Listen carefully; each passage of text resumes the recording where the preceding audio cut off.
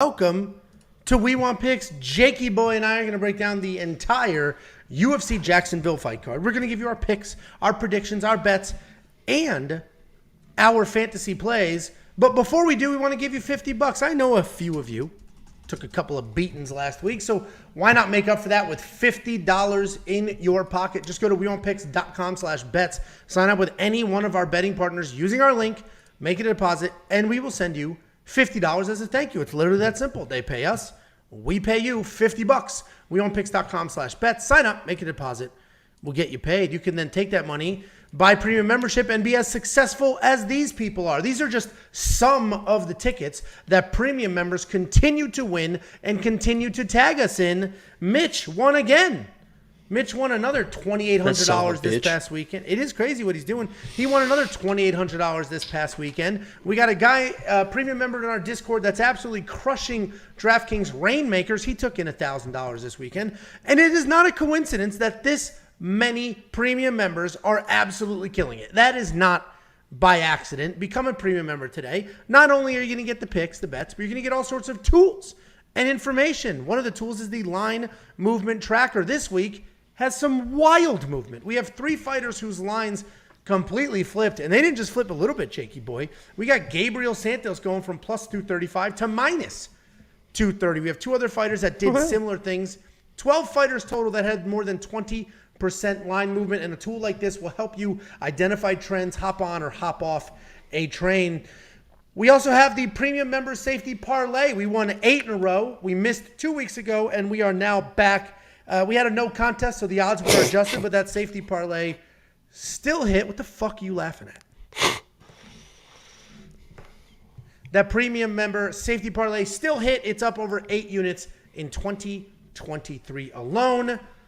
We also have data, metrics, analytics. We have so many tools and so much information to provide for you in premium membership to help you find your spots.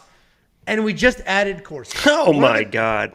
Here we go. Look at this. It just keeps going. One of the number one questions we get, and this is serious. One of the number one questions. What is the lock of the week? What is the lock of the week? What is the lock of the week? One of the number one questions we get is, what are those DraftKings numbers on the screen? Because not everybody does DraftKings Fantasy. So we started to develop courses. Our first course is a beginner's guide to playing DraftKings. There's 5 lessons. It'll walk you through everything you have ever needed to know what DraftKings is, how to play it, how to identify contests, how much money you should be using, and all of that. We're doing similar courses on betting and all sorts of other stuff. This is all free with your premium membership. It's all included, I should say. Yeah, with your $10 careful with the words premium there. membership. Just go to WeWantPicks.com, click Become a Member. You get everything under the sun. There is not a person or an organization or a company or a podcast on this planet that offers anything like what we offer to premium members today. WeWantPicks.com. Click Become a Member. You ready to break this card down? That wasn't that long. 3 minutes? That's nothing. That's nothing. I am more ready than most cards to get this going for obvious reasons here. We got a big... I was to say, I imagine you're pretty depleted. Not yet. You gotta stock up. Okay. But yeah, anyway, go ahead. Well, go ahead. Talk about your lady parlay. Go ahead, get it out. No, I don't need to talk about anything. I mean, they're going to do the talking for me, but it's a big week. You know, we got Tabatha Ricci. We got Amanda Hebos. We had a special presentation with a music video for Amanda Hebos today. If you guys want to check out my Twitter, it is there. I actually post on Instagram as well, but there's my Twitter. Check it out. It's a full music video, man. He did make a legitimate, and I have been hearing about this for a week now. Oh my God, please go look. I put so much work into that thing. I'm literally proud of it. I don't care if you guys think it's corny. I think it's pretty funny, but it's also good production at the same time. And I put so much work into that. I was sitting here editing it with a smile on my face. It was the exact same situation. When I got back from 285, I got back at like 9 or 10 o'clock at night, and I sat and edited that entire vlog with a big just a stupid smile on my face just because I was fucking loving it. I was sitting there early this morning just editing, just like it's so stupid. Listen, but it's it was worth the I don't have that skill set. B, yeah, you don't have this charisma or the singing or the dancing or the I don't have the comedy or the creativity. I mean, you don't have any of it. I was about to give you some compliments. You got the girth. Choke on your own shit. We have a $10 super chat from Christian Baller. He says Hibachi parlay Hibachi. Okay, like the food. Amanda Himas. It's hibachi. Okay, I get it. So you better show some fucking respect. I'll smack you. Throw some shrimp in your hat. The hibachi parlay, a lock, baby. We're getting back in the black after last week, boys. How do you feel about the updated prize picks lines for Hibas and Zhalgas? We appreciate that 10 spot. I do appreciate the $10. I think you're still good. The over on Hibas. I'm not touching Zhalgas after that adjustment because we'll talk about that fight, but that could be over pretty quick. Also, become a premium member. It's only $10 a month. I only make $1,200 a year after taxes, so anything helps. Jacob's trying to get to Brazil. I'm trying to feed if you guys become a premium member, I mean, we're getting fucking close, it feels like. I think if we just get a few more, we're there. I'm in Brazil. I'm learning my Portuguese. I'm doing more music. Imagine the music videos in Brazil. I mean, on the beach. I'll be shirtless. I mean, holy shit. That's and I'm just trying to feed my kids. And at $100 a month, it's hard to do. So fuck them any kids. Little bit helps. Any little bit helps. All right, let's go ahead. Let's jump into this game. First up, at UFC Jacksonville, hence the beautiful palm trees in the background of this image. That is an image. It looks like Brazil. That's from Jacksonville. That's from Jacksonville, baby. Hey, a lot goes into figuring out the amount of work. Background. Jeez, I mean, it really is. So we off topic real quick, and then I'll come right back. Fight night picks. Angelo starves himself so his children can eat. That is a true hero. You know how big I'd be if I made more than $1,200 a year? Shit. Fight night picks, they were doing this for many, many, many years, and they had graphics.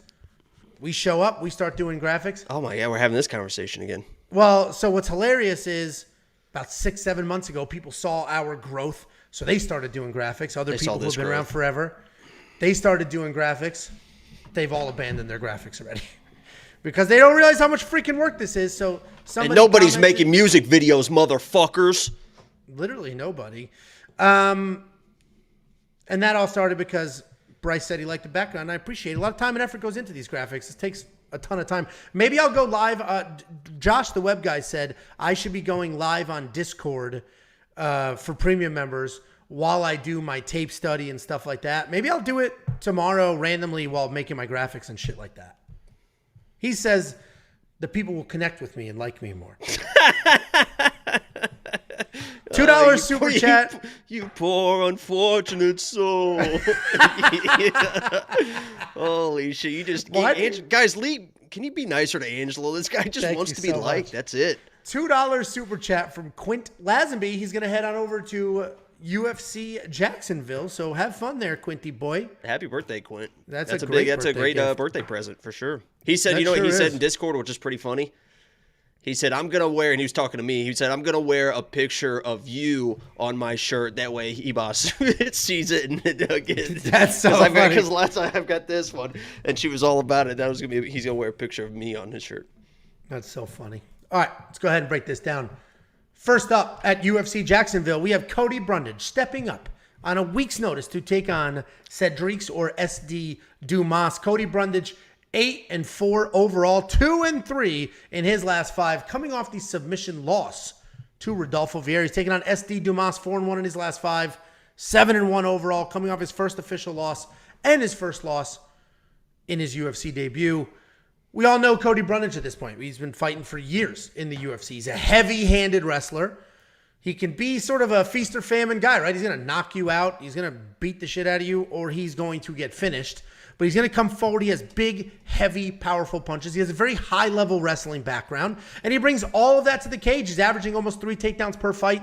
But even in dominant wrestling wins where he's just taking you down over and over, he can still get into some trouble. I mentioned he's coming off that loss to Rodolfo Vieira. He beat the brakes off of Rodolfo Vieira, and then he gassed, and he got submitted. He dropped that dude twice, and then he gassed, and then he got submitted. That's the concern here because he's taking on SD Dumas. SD Dumas is a street fighter. Think George Masvidal, but he's more than just a wild, not that George is, that transition was weird. He's more than what you would assume a street fighter is. He does have jiu-jitsu. He does have takedowns. He's sort of got it all. He's a well-rounded mixed martial artist who sort of just came up through that path. His kickboxing is solid. He's got decent techniques, but he is coming off of a loss in his UFC debut where he was a little overhyped.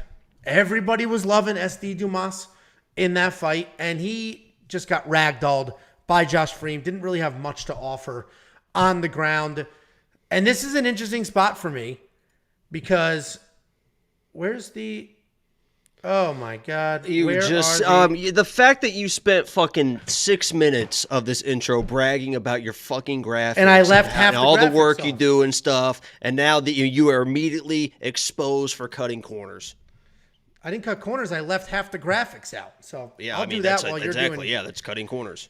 Oh my God. No, I spent that's so annoying. I would be very embarrassed, yeah. Did you leave them out for all of them? Yeah, I'm going to update it while you're talking, then I'll swap it out. No big deal. The graphics are all done. I just didn't put them in the PowerPoint like a stunad. Anyway, Cody Brundage, I think he wins this fight. I got him at a half a unit at minus 115. Minus 115 were the odds that I got him at. He is now a very, very large favorite, and he probably shouldn't be. Even though I do think he gets it done, SD Dumas was a little bit of a fish out of water. You got somebody like Cody with the power, with the wrestling, but I do worry about Cody's durability. So while I love my bet at minus 115, I don't like the current odds. What do you think, Jakey boy? Talk for 3 minutes while I do these graphics. I think you pretty much summed it up. Listen, I was one of those people that you mentioned that some people were very high on SD Dumas, and I was one of those people. In previous fights, he seemed like an absolute dog. He seems, as you mentioned, very well-rounded, very talented everywhere, especially in the striking. He didn't seem like he ever got really overwhelmed. He was very, I would say, observant and self-reflective in the fact that he does have deficiencies in the ground game, but he said in the interviews before, and this is what I loved about him going into the Frem fight was, listen, I might get taken down. If I do get taken down and I'm on my back, I promise you I will get back to my feet. And it might take me a little bit, but I promise you I'm going to get back to my feet. And you kind of saw that in the Frem fight. He was taken down, and I mean, those were bad takedowns. I mean, he was picked up, he was slammed down. It's not like he was close to defending and then taken down. So that's not a good situation, especially against like Cody Brundage. But he was getting back to his feet, and at the very end, before he got submitted, he actually out-scrambled and swept Frem, got his back, and then just kind of fell over the top. I think that's a little bit of a lack of experience there in the grappling department.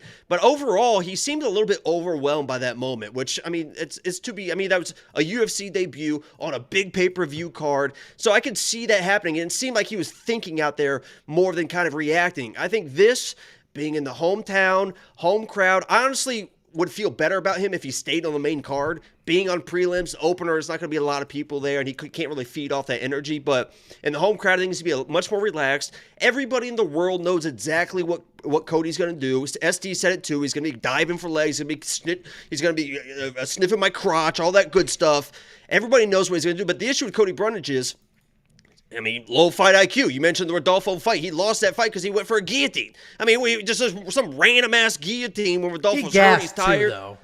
No, he went for a guillotine and then immediately got submitted because he went for the guillotine. He even said, like, I don't know why I went for that guillotine. That was pretty stupid. He flat on his back, got a head and arm triangle, and he got submitted. So he might come in and try to strike with SD Dumas. So, it's hard to know what Cody is going to do. I don't trust him at the minus whatever money it is now. I think at the even money or dog money, it's probably good because he's going to have a wrestling advantage.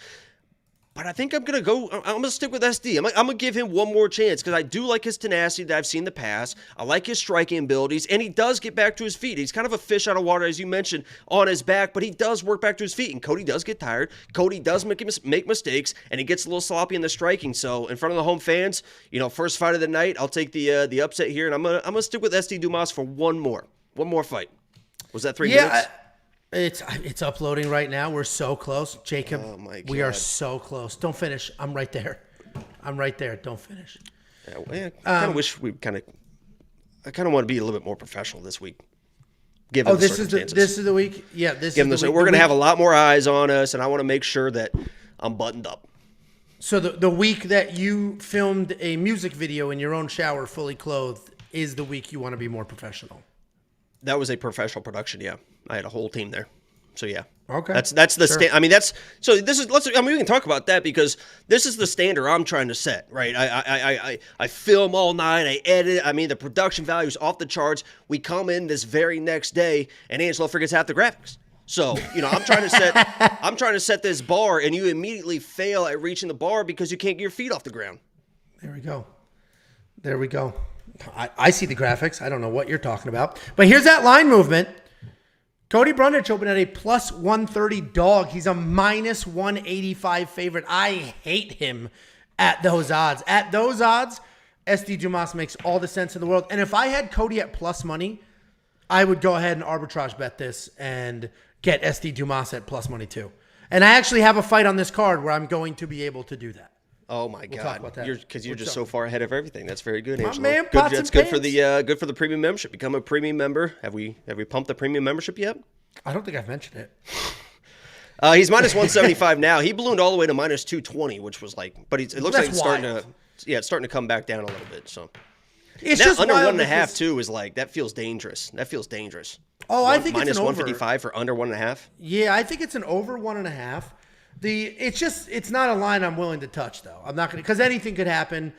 I'm not going to touch that line. I do like my Cody Brundage money at minus 115. If you tailed that as a premium member early, I think that's phenomenal value.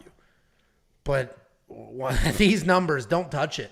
And frankly, SD Dumas is looking more. We know he can knock people out, and we know Cody Brundage can get knocked out. So, but Cody's got Cody's superior in the skill set that SD is lacking. It's just that simple.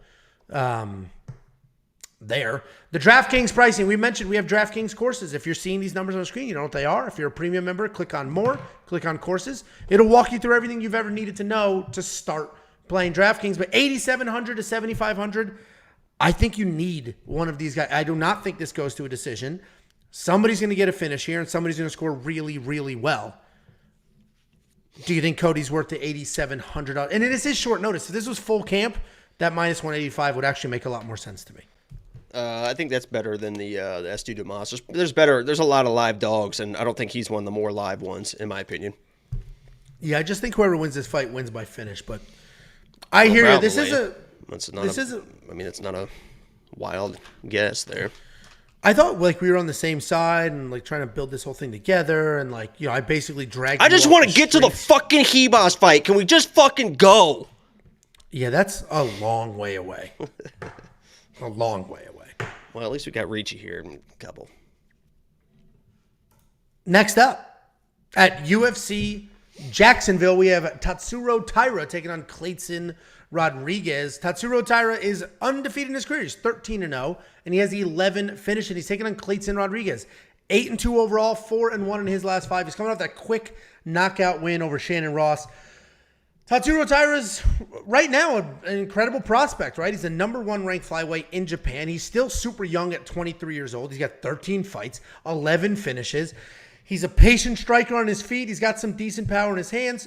He's got really strong grappling as well. He does not have the best takedowns, but he's going to stick with them. He's going to drag you to the ground. He's going to work real hard and keep coming. He's coming off that submission win over Jesus Aguilar. He's taking on Kleydson Rodrigues, though, and that would explain the line movement here because Kleidson's a really well-rounded prospect himself. He's got a ton of potential, very versatile striking. He mixes in kicks really well. He has power in his hands. Sometimes his punches can be a bit telegraphed, but it doesn't matter because if it connects, there's a whole bunch of power there. Takedown defense, 6 at 66%. His takedown offense is sort of a miserable 25% on paper, but if you watch him shoot takedowns, they're actually pretty clean and they look solid. When he's on top, he does a really good job of establishing position and then striking from there. If he is on bottom, he doesn't work as much as you'd like to see him, though. But he's coming off that knockout win over Shannon Ross. I think Tatsuro Taira wins this fight. I think he is a valuable prospect. I think if he gets it to the ground, he's going to have a very large advantage there. I think he can work hard enough to stay alive, and I think he can dog in some of these scrambles. With all that being said, he should not be in your parlays. The amount of comments I have seen this week on Tatsuro Taira, guaranteed Tatsuro Taira should be in the parlays, is just, I just don't see that Kleydson Rodrigues, and it's not a knock against Taira. Kleydson Rodrigues is very, very, very good. He's got powerful hands, good enough jiu-jitsu to not get submitted, and he's going to keep coming forward. So I'm going to pick Taira here. I think he can get the takedowns, and I think the gap on the ground is super wide. But Kleydson Rodrigues is one of the more live dogs on this card. What do you think, Jakey boy? Yeah, I'm going to take it a little bit further than where you took it, because when I was breaking down this fight, and let me just say, I don't give a fuck about the odds. I literally don't care about odds. I don't look at odds. I don't look at it until I am finished breaking down a fight and I pick a fighter. Then I'll look at the odds, and that's how I go about my betting and stuff. So when I'm picking fights and I'm looking at fights, I don't care about the odds. And when I broke down this fight, I thought, oh, Kleidson's going to win this fight. Because, and I'll tell you the reasons are. Let's start with Tatsuro. Tatsuro, very talented grappler. Super, super talented grappler. If he gets the back of Kleydson, submits him, I'm not gonna be surprised. I'm not gonna be like, oh, he can't submit. I'm not gonna be surprised if that happens. But the deficiency I see with him is his offensive wrestling is not as good as people claim it to be. His defensive wrestling is not very good at all. He can lose scrambles. He's not like Mackenzie Dern. If Mackenzie Dern goes on the ground, you're never going to see her out of position, right? At her level, in her division, she's never going to be out of position in a fight because she is high level. Tatsuro is a high level guy, but he can't get out scrambled. You saw against Carlos. He was taken down. Even when he had Carlos in a body triangle, he was reversed. He was on the bottom in those situations. So he's not this invincible grappler that people portray him to be. And on the feet, this guy likes to stay clean. He does not like to get hit. He's a decent striker, but a lot of it is keep the distance with kicks, with long punches, stay out of range, because he likes to shoot from the outside. He likes those explosive shots. He's not in a clinch position, then drop into a single. He likes to be explosive with his takedown, so he likes that distance. Kleydson does not really give people distance. He likes to be in your face. He's a young kid, a very fast, dynamic striker. He trusts his scrambling ability. Maybe too much in this fight, but he trusts his scrambling abilities. Obviously, against CJ, he was on his back a little bit too much, but you can see in other fights and stuff, he knows what he's doing on the ground. So, long story short, I think Tatsuro is in big, big trouble on the feet, because once Kleydson has you hurt or thinks he has you hurt, he will just swarm you. And I think Tatsuro, when he's trying to panic wrestle, is not going to be as effective when he's at distance, controlling the pace, controlling the range, and timing those takedowns. If you get in his face, I don't think that his wrestling is going to be that effective. And if he can't wrestle, he is absolutely fucked in this matchup. So when I broke down this fight, I thought, Kleidson's going to win this fight. I don't care what the odds say. I still think he can get this done. So I'm sticking with Kleydson. He's a great young kid. And that's nothing against Tatsuro. If it goes to the ground, he obviously is very, very live there. But, Kleydson is that dude different. That dude different. I don't disagree with a single thing you said. The only reason I ended up picking Tatsuro is because I do think it will get to the ground. We talked about neither one of them have good takedown defense. Neither one of them. Obviously, Kleidson's is actually statistically a little better than Taira's, but that's because people aren't even trying to take Taira down. So the people who are doing it and doing it somewhat well. So I only picked Taira because I think the gap on the ground is wide, like very wide. But to your point, Kleydson is a very live underdog. He's phenomenally priced in DraftKings if you're going to go that route. And the line movement tells us that a lot of people are thinking like Jacob here. A lot of people saw those odds and were like, no, absolutely not. Dude's 23, fighting a young killer. This could go any possible way. So yeah, Tatsuro, he's one of those guys, and I say it a lot of time when I watch people fight, it feels like they like everything clean. Even the grappling, they like it clean. It just seems like a clean fighter. And when you run into somebody and you turn into a nail, those clean fighters could be an issue. Well, and he finished CJ Vergara, but CJ gave him a hell of a run. He had that issue with that kid from Connecticut too.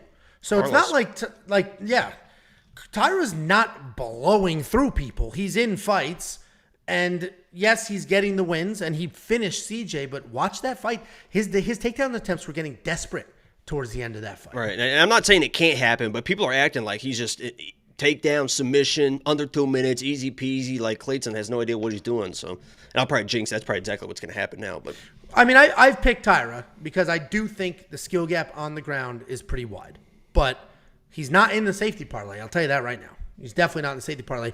And I've seen a lot of comments that their parlays are like, oh, Ilya, Taira, and Tafa. First of all, don't throw a heavyweight in your parlays. Second of all, I wouldn't put Tatsuro Taira on this parlay either.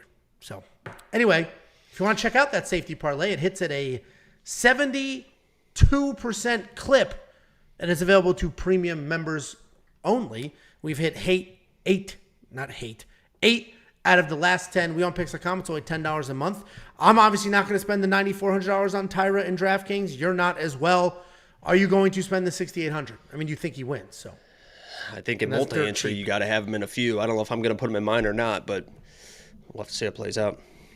And if you want to learn more about multi-entry, single-entry, cash games, GPP, that is all in the course for premium members, available now at WeWantPicks.com.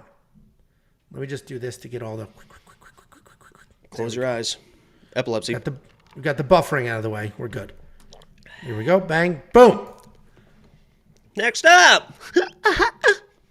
At UFC Jacksonville, we have Jamall Emmers taking on Jack Jenkins. Jamall Emmers, 19-6 overall, 3-2 in his last 5, alternating wins and losses. He's taking on Jack Jenkins, 11-2 overall, 5-0 in his last 5. He is riding a nice 8-fight win streak. Jamall Emmers, solid striker. He is a wrestler, actually, in discipline, but when he's in that cage, he is a solid striker. He only has a 50% takedown accuracy, but his defense, however, is at a rock-solid 100%. He is only 2-3 in the UFC, but his losses are quality. He's lost to people like Giga in a super close fight, Pat Sabatini, where he almost took that dude's head off.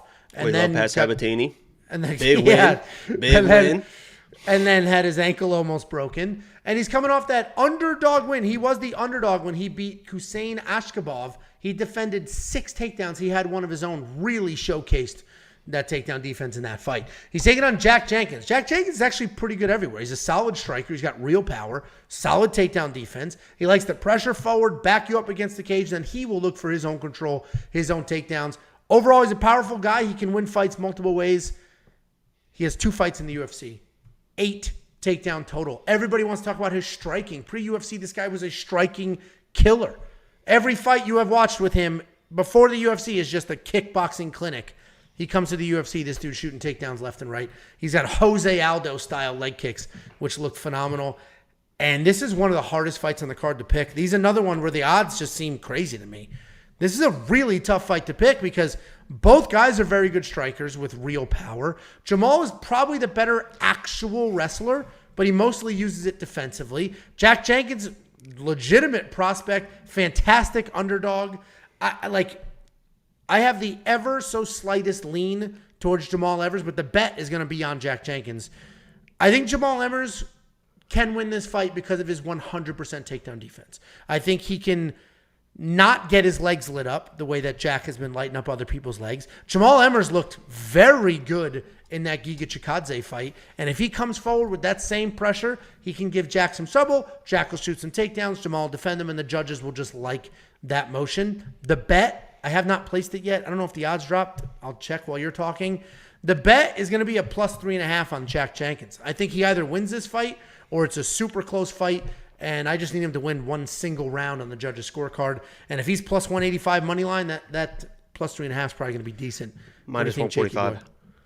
That's not terrible. That's not terrible, honestly. Because you think, well, what do you think? I think you describing Jack Jenkins as a power punching wrestler is like the most absurd thing I've ever heard. I didn't say he was a power punching wrestler. You say he's got power, he's got wrestling. I disagree with both of those situations. He doesn't have wrestling. I don't think he's got power. I don't think he's got wrestling. You're not going to see him shoot a takedown against Jamall Emmers. He wants to stand. He wants to box. He wants to beat up your front legs so you don't have any movement. He wants to get in the pocket and he wants to outbox you. And the issue is, Jamall Emmers is a very, very talented guy. I'm a big Jamall Emmers fan. Angelo broke it down perfectly. He's got great striking. He's got good wrestling. He's got good cardio. He's a dog as well. Even when he's getting beat, he can come back. Fight IQ, a little bit to be determined. But in this fight, with his movement and the way that he was not picking up on calf kicks in his last fight, I don't know why that guy. What was his name?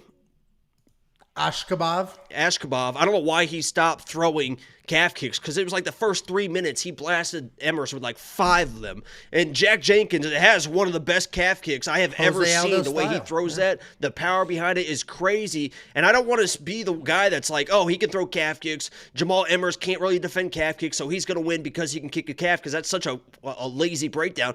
Well, that's literally what might happen in this situation. Jack Jenkins could land 2 or 3 leg kicks. Now, all of a sudden, Jamall Emmers can't plant to shoot takedowns. Now his movement is stationary. Now he becomes a flat-footed boxer.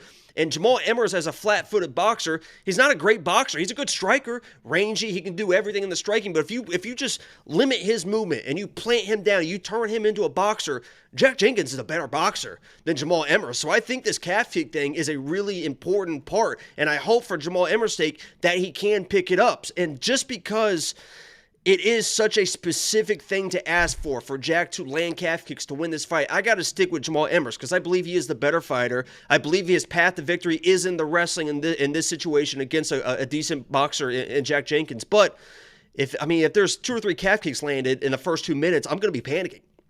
I'm going to be panicking. I don't have any money on Jamall Emmers right now, but if you do have bets on me, you would start panicking in that type of situation. So Jamall Emmers is my pick.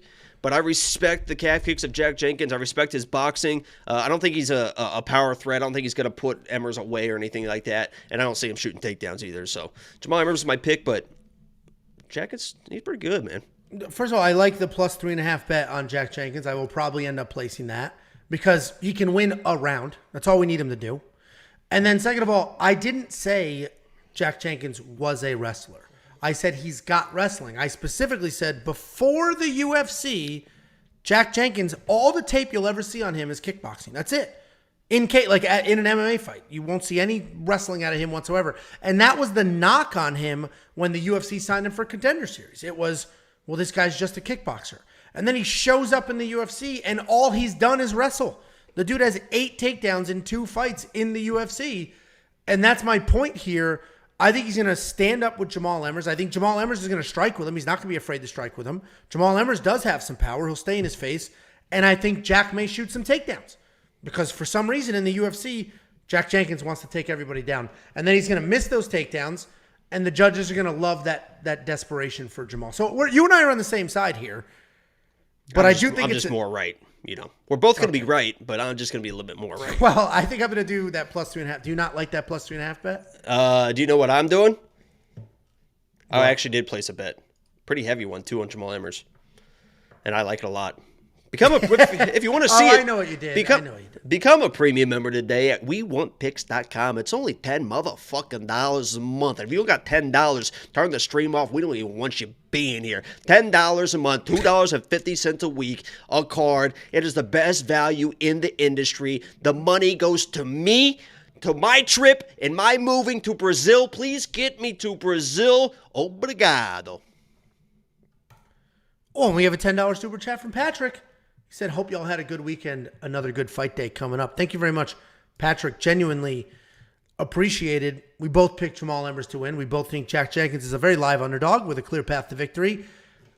You touching DraftKings? We got 28 fights on this card. So Jamall might be a decent play because I think he's just gonna wrestle to try and win this fight. Yeah, 8,600 is a lot of money, but we'll see what happens.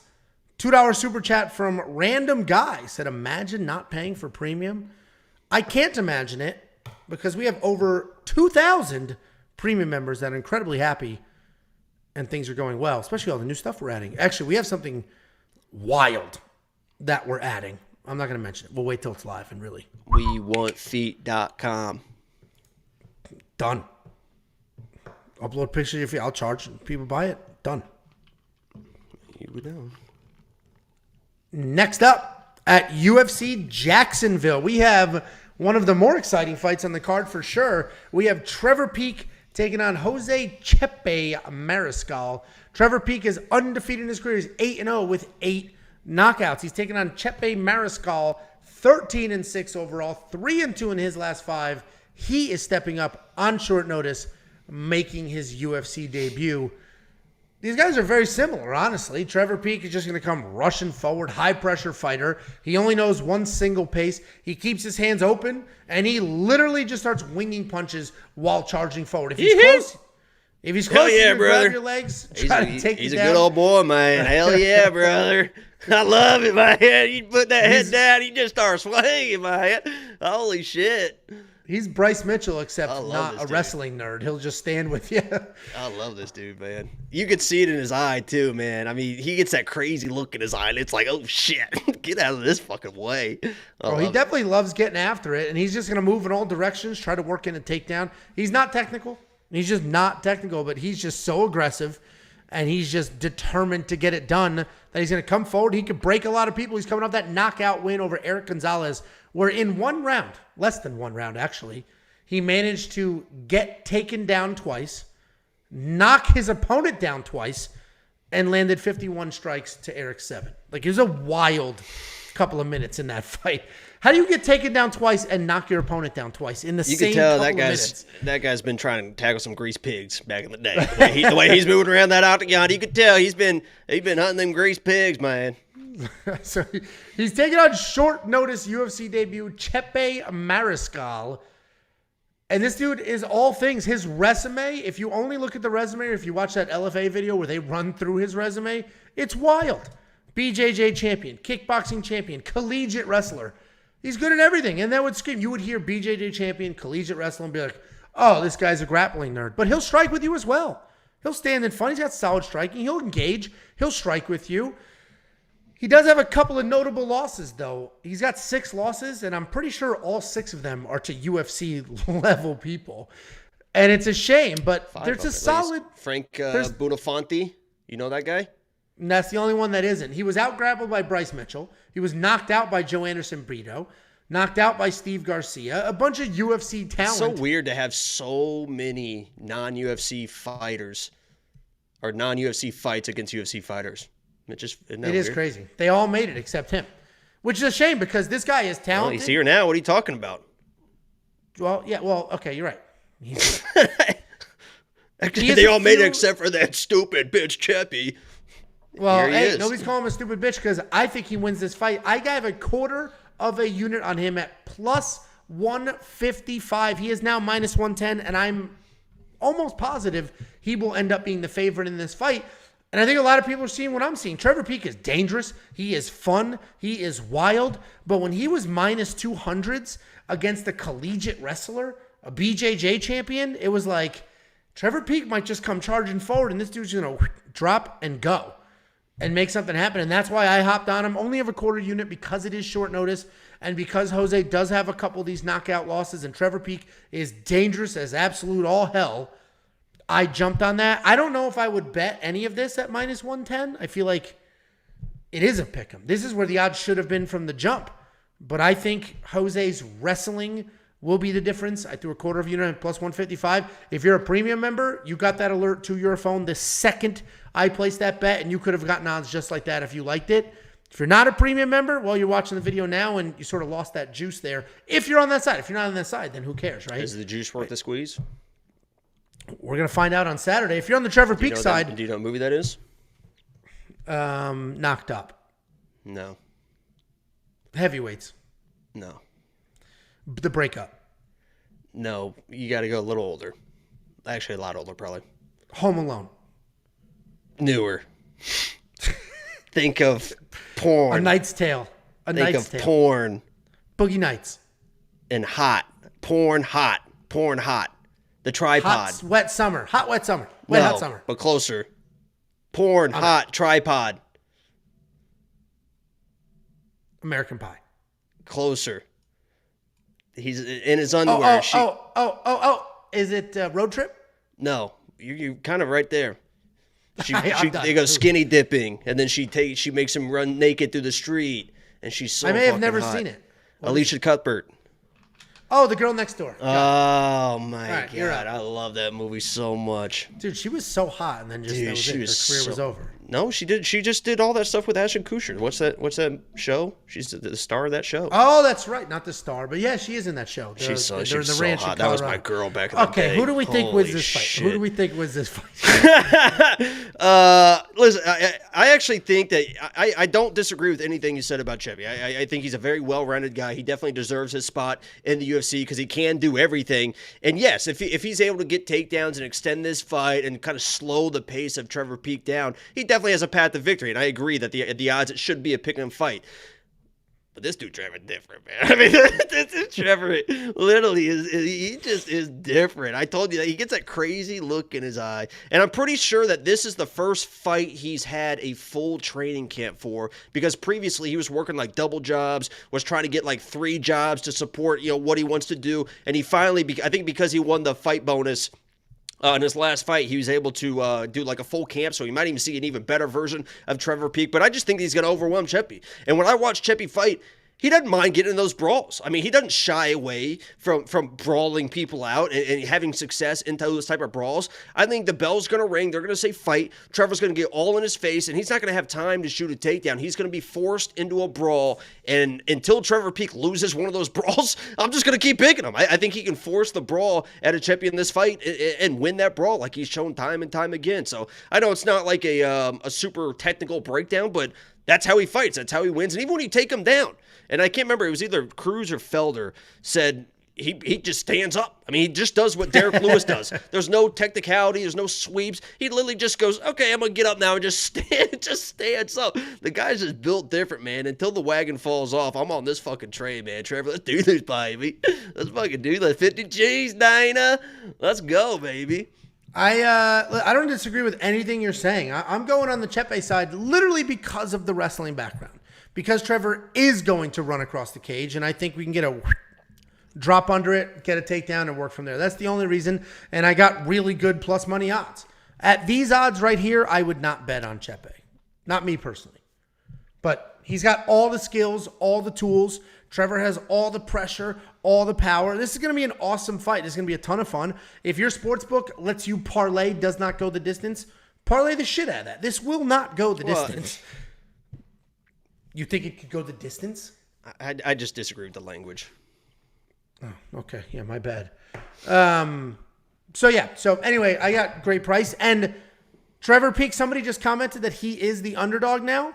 If he continues to go that way, I'm going to arbitrage bet it. I'll get him at plus money as well and just lock in a guaranteed money here because I got plus on Mariscal, plus on Trevor, and there's no way I could lose, and I'll take that all day. Yeah, Trevor liked my tweet today too, so me and him are pretty connected.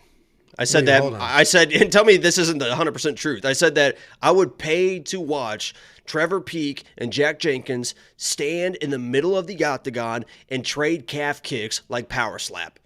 Because Trevor Peek throws he throws everything heavy, but he literally is like, he wants to just, it's like he's kicking a fucking baby that he just hates. Just fucking whap the way he fucking, I mean, holy shit, the way he kicks. He fucking, it's crazy. And Jack Jenkins is the same thing. I'd love to see them. Yeah, I'm not a fan of babies, so I get it. I get it. Just, were you about to try to get us canceled again? I have kids. I can hate babies. It's fine. I kept them alive. They're sleeping right now. I actually 50% of them. The what? You're either implying that I'm sharing custody of my own children or that one died, and either one of those are wrong. Because baby syndrome's a real thing. I lost custody. It is a real thing. You know what's funny? Happy belated Father's Day, by the way. Thank you so much. Appreciate that. Oh, wow. You said thank you. That's usually how that works, isn't it? If you respect somebody, yeah. For sure. Inside joke, and I'm crying. Yeah. The shaken baby thing, a little bit off topic. Uh-oh. Our daughter was born a month early. She had to go in the NICU for a week. The NICU is like the baby neonatal ICU. And she's in this little whatever, helping her breathe, making sure she's okay because she was so early. Everywhere you look is don't shake your baby signs, and it's all men. And they made me, not us, watch a video, you have to watch a don't shake your baby video before you can take your kid home. And it's like, this is the most sexy I've heard shit that it's actually like you have to be pretty violent with it. Because you see TikToks and stuff where like people are like playing with the baby and stuff, and people are like, oh my God, shaking baby syndrome. And people are like, you have to be pretty violent to. Yeah, I mean, I think you literally like go like that and their neck snap. That looked pretty natural. I mean, you even had the size down. I mean, holy shit. That's like when somebody jerks off and they go like this. It's like, okay. You always got to just fucking. It's like, oh, okay. Well, you just told on yourself a little bit. Okay, let's go. Let's keep it professional. Next up. Oh, wait. Speaking of professional, you need one of these two people in DraftKings. $8,200, $8,000. You have to. This ends by finish. Just pick your side. You have to. Someone's going to score a ton. You agree with that statement? Probably. It's not going to last very long, so somebody's going to get an easy 90 points. Yeah, at least. So, yeah, do that. If you need a little bit of help, go to put them both in your lineup. What are you like smacking around on your table there? Something shaking. You shaking your leg? Which one? Yeah, I want to see both your hands on top of the desk, please. It just was. We have a $4.99. Yeah, and the first thing you thought of was jerking off. That was the first thing you thought of when your hand came up. $4.99 super chat from Seth Otto. 2-pick parlay for your life on this card. Who you got? Just curious. Man. Well, I got mine. If you paid $10. Yeah, there we go. There it is. Mine. Jacob has his. It's the Get ladies. that fucking graphic off the screen. It's the ladies. The hibachi parlay. The hibachi parlay, baby. 2K. He put $2,000 on it, which is a very unreasonable amount of money for. And that is my life. That is what my life is worth. So you're asking if you had to put a parlay for your life, that's what it is. Because if I lose that 2K, my life is in jeopardy. You will be in my guest room for an extended period of time. Next up at UFC Jacksonville, we have Zhalgas Zhumagulov with, I think, his third opponent in 3 weeks, taking on Joshua Van. Zhalgas Zhumagulov, 14-8 overall, 1-4 in his last 5. What? You said Zhalgas Zhumagulov? I just did. It's like when it was when Joe Rogan was. It was Khabib Nurmagomedov or something like that. He's like, yeah, he's like Khabib. But he's 14-8 overall, only 1-4 in his last 5. He's riding a 3-fight skid. We have broken this guy down 3 times in 3 weeks. He was supposed to fight last week at UFC Vegas 75, most recently. His opponent, Jacob's lock of the week, failed a drug test. So now he's on this card with another short notice. He said it. I failed the drug test. With he another, said we're gonna get it situated. I think he's gonna be. Still fine. failed. I think it was just a weird color. Like in The Office when his skin was green or whatever. She's like, I've seen a lot. You do remember my pee? She's like, I've seen a lot of pee. He's like, mine was green. She was like, oh, I do remember that. And he's like so proud. He's like. But anyway, Zhalgas, we talked about him. He's a grinder. He doesn't have any real power per se, but he's going to grind forward, throw big, look to wrestle. His goal is always to just throw those big looping punches as hard as he can, sort of get you to the cage or get you to react, and then shoot those takedowns. And he will chain wrestle. I've talked about this week in and week out, but if you haven't seen the last couple of breakdowns, the judges hate this guy. The judges absolutely hate this guy. He is 1-4 in his last 5, but they're honestly... most of those, all of them except one of those losses, are close decisions. Frankly, he was robbed in a few of them. He was the minus 1,200 favorite at the end of his fight against Charles Johnson, and he still lost that decision. So you're going to see 1-4 in his last 5, but he's not getting blown out. He's coming forward. He's working hard. He's staying busy, and the judges just absolutely hate his style for some reason. But he has a new haircut, and we'll see what that does for him.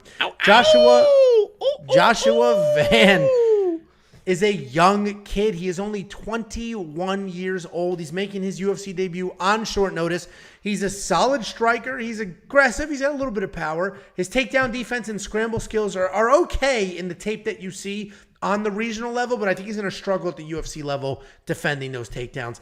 He's this new generation of fighter, so no specific background, right? It's all just MMA. He's putting it together well. He can grapple. He can strike.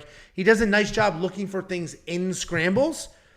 And I think that's actually going to help me out here because I do think Zhalgas Zhumagulov is going to win this fight. I think these odds are correct. He should be a 2-1 favorite. He is a tried and true vet at this point. He's fought some of the better people in the division, put up a great fight. A lot of these should be wins. Somebody commented in the live chat that he should be 17-5 or 16-6, and he should be. There's a couple of legitimate robberies in that record, and it's at the UFC level where Joshua Van, anytime you get these young guys that have these sorts of records, you just don't know what they're going to be. But I think Zhalgas Zhumagulov is going to come forward, get probably as many takedowns as he wants, and gets this done. I think the fact that Joshua Van does scramble looking for things is only going to help out the takedowns. And I have the over takedown line on Zhalgas in, I think, definitely in Prize Picks. I don't know if I have it in Underdog, but I think he's going to get it done. So I'm all over Zhalgas here. I'm not spending the money though because 2-1 odds on a guy that retired in his last fight's a little tricky. But what do you think, Jakey boy? If you grew facial hair, would it look like Zhalgas's? That little Fu Manchu? Is that all you got? Be honest. Have you ever grown it out at all? Because it looks like it would be. What are you doing? Stop tapping whatever you're tapping or shaking your leg. I can hear it all. I'm not tapping anything. I'm just sitting here, man. You're shaking your leg. He looks like Rob Schneider with this new haircut, honestly. Go ahead.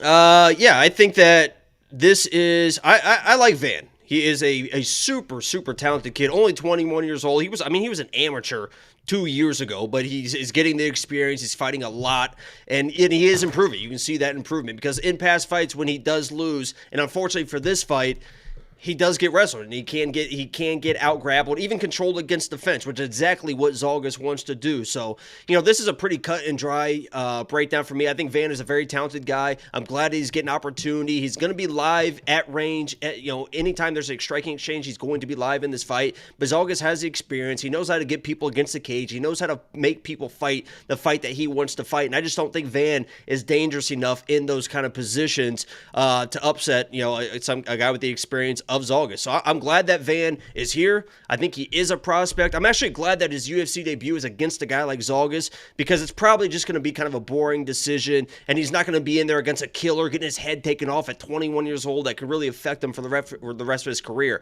I think he's going to be able to beat some guys in this division. He's going to be around for a long, long time. I just think that this early in his career, with the deficiencies I've seen in his grappling and his being able to be controlled against the cage, just works perfectly for a guy like Zhalgas. So I like Zhalgas. I know Zhalgas was against my lock of the week last week, but styles make fights. This is a completely different fight, and I think this is a great one for Zhalgas to get the job done. I think it's going to be boring, it's going to be slow, and it's probably going to come down to a decision, but he should be able to get the decision this time, I think.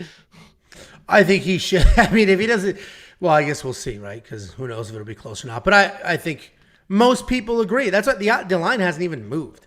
People haven't even seen the plus money like, ooh, let me jump on that. Just a touch more for Zhalgas. And I think this is where it should be. He's a tried and true veteran in the UFC, has been there for years, and he's taken on a brand new super young Minus UFC 200 newcomer. Now. Minus 200 now.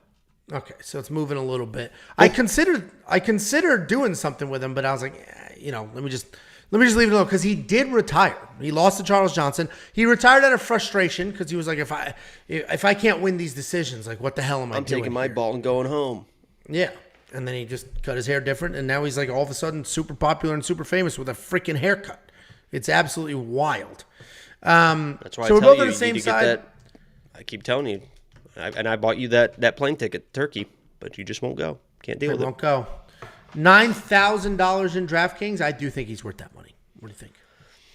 Should be a lot of takedowns. I mean, I think Van could even get back to his feet and kind of work those positions and just get taken down again. A lot of control. If he doesn't get them, he's not going to score well because I think he can still hold him against the cage and stuff like that. But if he doesn't get the takedowns, he's not going to score well. But I think he can get the takedowns. I think it's going to be an interesting value play at even at 9,000. Yeah, I think he can get it done. I mean, he's just that much better. If you want to see all of our picks, bets, plays, take the DraftKings beginner course and see everything else. It's only $10 a month. WeWantPicks.com. Just click become a member. It's freaking $10. What are we talking about here? Freaking $10, yeah. What the chat is talking about is they all keep mentioning Kill Tony, and you're a big fan of Kill Tony. But real quick, one of our subscribers for a very long time was on Kill Tony. He was a regular, right? The late great Michael Laird. Yeah, he was a regular on Kill Tony. He was a fan of our show. It's just a fun little. Wore a We Want Picks headband on the show. Well, so the reason he did, he's a fan of the show, watched everything we did, and he was a big DraftKings guy, and he would comment. He was just like very negative in the DraftKings comments. But he was around for a long time, so I was like, Michael, if you don't shut the fuck up, I'm going to ban you. Like, this is absurd now. And he was like, I'm sorry, never again, I'm sorry.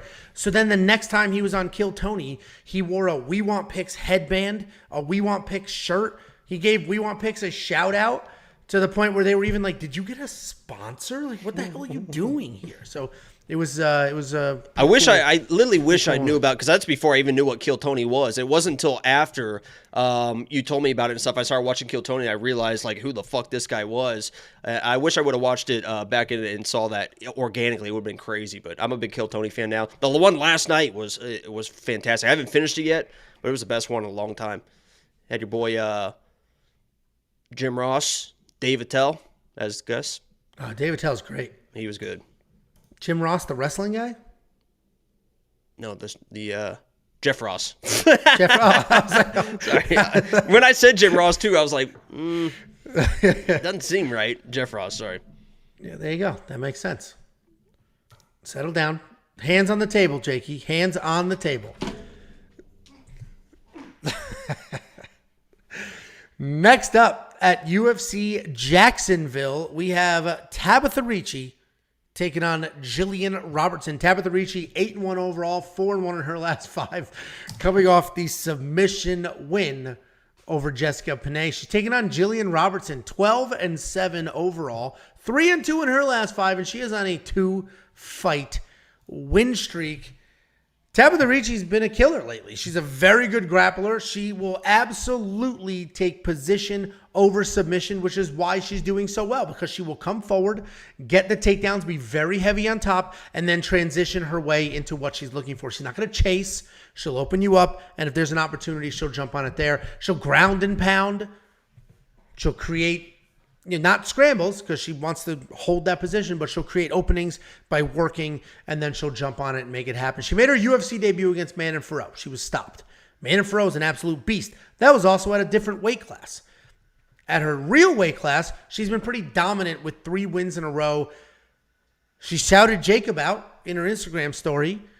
Jacob's been singing her song, sending her stuff. You a little lighter, a little relieved? Tired? What are you talking about? I'm just trying to show respect to Amanda. Okay. Well, we're talking about Tabatha. I know. That's exactly right. I want to show respect for Amanda. It's okay. Well, she's taking on Gillian Robertson. Gillian Robertson literally has the most amount of finishes in women's flyweight history. That was the big thing that came out of her last fight. She got that win over Taira Rodrigues, who was a legitimate up-and-comer there. Teammate of Tabatha. Tabatha was in the corner. Okay, well, you can say that in your breakdown. She had solid takedown, solid control, and then she eventually got that submission, and the whole big thing was Gillian Robertson can submit anybody. Gillian Robertson is an animal, and she is. She's a very, very good, very dangerous grappler, but I think it's more on top. I think she needs to get the takedown. She needs to be dictating to do that. We watched what she did to Rose Namajunas in Fury Grappling, just smoked her, and I loved it. That Rose Namajunas permanent frown, I loved catching strays, Rose catching strays. It's very pertinent to this. So I loved when that happened. I do think Tabatha Ricci wins this, though. I think she's so strong, such a good grappler, and has the better takedowns that she's going to shoot first. She's going to end up on top. And as dangerous as Gillian Robertson is, I mean, Tabatha Ricci is also a phenomenal grappler. So it's not as though she's going to catch Tabatha in something. So I think Tabatha Ricci gets it done. I think it's going to be a boring fight. I think it'll be a decision fight. And boring, I'm not saying that negatively. Boring because they're both such high-level grapplers that I think it's going to be a lot of takedowns from Tabatha and then just control base positions and not chasing anything. So I think Tabatha does win this fight. What do you think, Jakey boy? Let me say that I'm actually a big fan of Gillian. I think that she is improving. The rate at which she is improving is very, very high. She's still only 27 years old. She is one of those girls that if she turns around in 5 years and becomes the champion, I'm not going to be very surprised because she is such dangerous on the ground, and you can see the improvements in the feet and in the way that she fights. And it seems like she works really, really hard as well. She's moving around camp. I think she's adding a new camp that she really, really enjoys now, and you can see the improvement. So I have all the respect in the world for Gillian, but when you go down her record, okay, and I'll go down by one. Okay, her last win, Taira Rodrigues, not a grappler, not a wrestler, not a grappler. She won the grappling. She actually tried to pull guard early in that fight, which is like, whoop, red flag. Agapova, little bit of a grappler, but not really a wrestler, right? She controlled that position. Got it, all right? Her last win before that, Priscilla Coachera, not a wrestler, not a grappler. So she got the grappling done. Easy peasy. That's what she's supposed to do, right? Pauliana Botello, not a wrestler, not a grappler. She won that fight, did what she needed to do in that fight. Courtney Casey, not really a wrestler, not really a grappler, not on that level, controlled that fight. So those are her last few wins. Not really against wrestlers, not really against grapplers. Now let's look at her losses. JJ Aldrich, she can wrestle, right? She can wrestle. She can offensive wrestle. Gillian lost that fight. Miranda Maverick, she can wrestle. She can offensive wrestle. She can control positions. Gillian lost that fight. Taliana Santos, she can wrestle. She can control positions. She can do things in the grappling. She lost that fight. Macy Barber, so you see the trend, right? Macy Barber can wrestle. She is losing to people that can get takedowns and control her because she is too accepting of being on her back. Angelo said the exact same thing. If she is able to get the back for whatever reason of Ricci, or she's able to get a takedown, yeah, she's going to look good. She's going to look successful. But Ricci is not going to let her get taken down. Gillian's takedowns at this point in her career are not good enough to take down somebody at the level of Tabatha Ricci. Tabatha Ricci will get the offensive takedowns. She will get the top position. The thing that I love about Tabatha Ricci, and you saw it really, really well in the Jessica Panay fight, was when people try to sweep her, when she feels like she's about to lose a position, or they're about to do something weird on the ground, because she's a black belt as well, she knows what's coming, she just removes herself from that competition. She just removes herself from that situation. She removes it, she stands up, and then she either goes back into the guard to control position, or she makes them stand up, and then she takes them down again. You saw every time Jessica was trying to sweep her, she just got up, she removed herself, she wasn't able to get swept. And it feels like Gillian is going to be too accepting of being on her back, trying to sweep, thinking she can sweep, get the back, and control Tabatha Ricci that way. And I just do not see that happening in any set of the world or any situation of the world. Both these girls are just okay in the stand-up. I think this is going to be a grappling match. Ricci will push the offensive wrestling. She's not scared of Gillian. She won't get swept, and she should dominate this fight, in my opinion. But I like Gillian. I think we're on the same page here. And a lot of people have been asking, well, what if they just keep striking? What was that comment you pinned? Because that was very distracting. The comment was funny. It said Jacob started hyping up Macy and then remembered he's betting against her. Because you were like, this person, not this. Very good. Well, I was getting a little long-winded with it. And then you got to Macy and you're like, and Macy. Well, we can fucking talk about Macy if you want.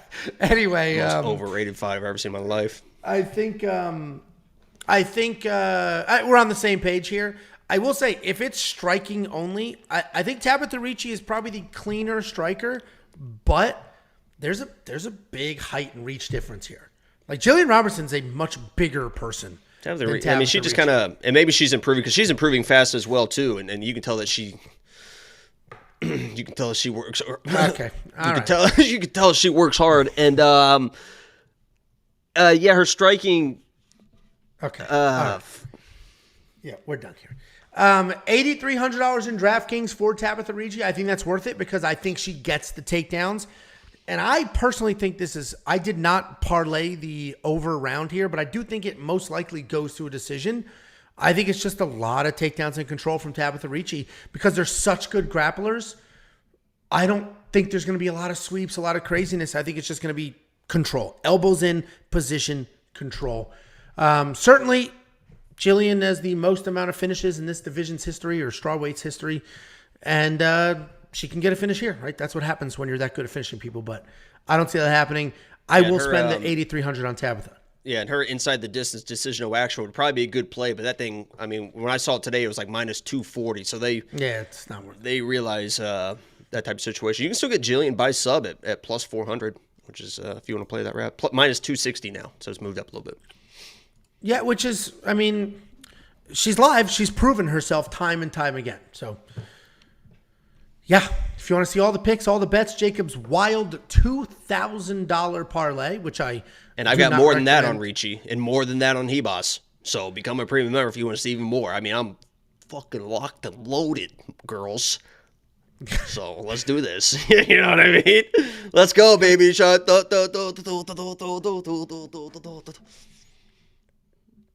a good transition.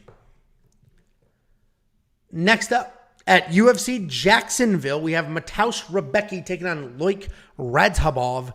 Mateusz Rebecki, 17-1 overall, 5-0 in his last 5. He is riding a 14-fight win streak. He's taking on Loik Radzhabov, 17-4 overall. 4-1 in his last 5. Coming off a win in his short notice UFC debut. Rebecki's a relentless wrestler. He's going to march forward. He throws giant 1-2 punches, then he just starts diving at legs. He is a grappler, but he will hang around in a striking match. Every single punch he throws is with intent, and when he gets you to the ground, he's looking for a finish. He can be a bit reckless, right? He leaves himself open on the feet. He gives his opponent space to work up when they're on the ground, but he's got solid cardio considering the pace he sets. Even though he's sloppy, he will continue to come forward. He's coming off that win over Nick Fiore. You made the sound, but I'm about to address it. He's coming off that win over Nick Fiore where he threw with intent, he stayed in the pocket, and he worked really hard even though he started to gas. He's the type of guy, he gasses, he slows down, but he's not going to stop. He's going to keep coming. He's going to suck it up. Fiore. That's almost like the word. That kid. That's almost like the word fire. That's almost like the word fire. So, I mean, dominating that guy is... God bless him for it. I mean, great decision win. He's taking on Loik Radzhabov. Loik, also a nonstop wrestler. Impressive throws, powerful hands. His striking can be sloppy, but he's got no issues coming forward and bombing away. While he does have solid takedowns, he can be taken down. That's actually why I think that Mateusz is going to win this fight, because I think he can get the takedowns. He can take Loik down. The reality is that any odds other than -110, -110 are crazy. This is the exact same person. They are the exact same person fighting in a mirror, and I'm just giving Rebecki a tiny, slight advantage because I think his takedowns are a little bit better, and Radzhabov's takedown defense is a little bit worse. This should be a straight-up pick 'em in my eyes. I've got absolutely no bet. I don't even know what the hell you would bet on this fight, but I'm picking Rebecki.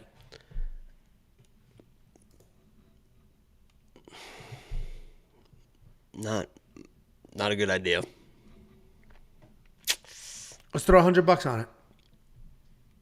Okay. Jesus, man. I literally start feeling bad when you I literally start feeling bad when you start doing stuff like this. I know the situation that you're in these days. Jesus, man. I mean, if you fuck. Are you sure 100? Yeah. No, I'm sure.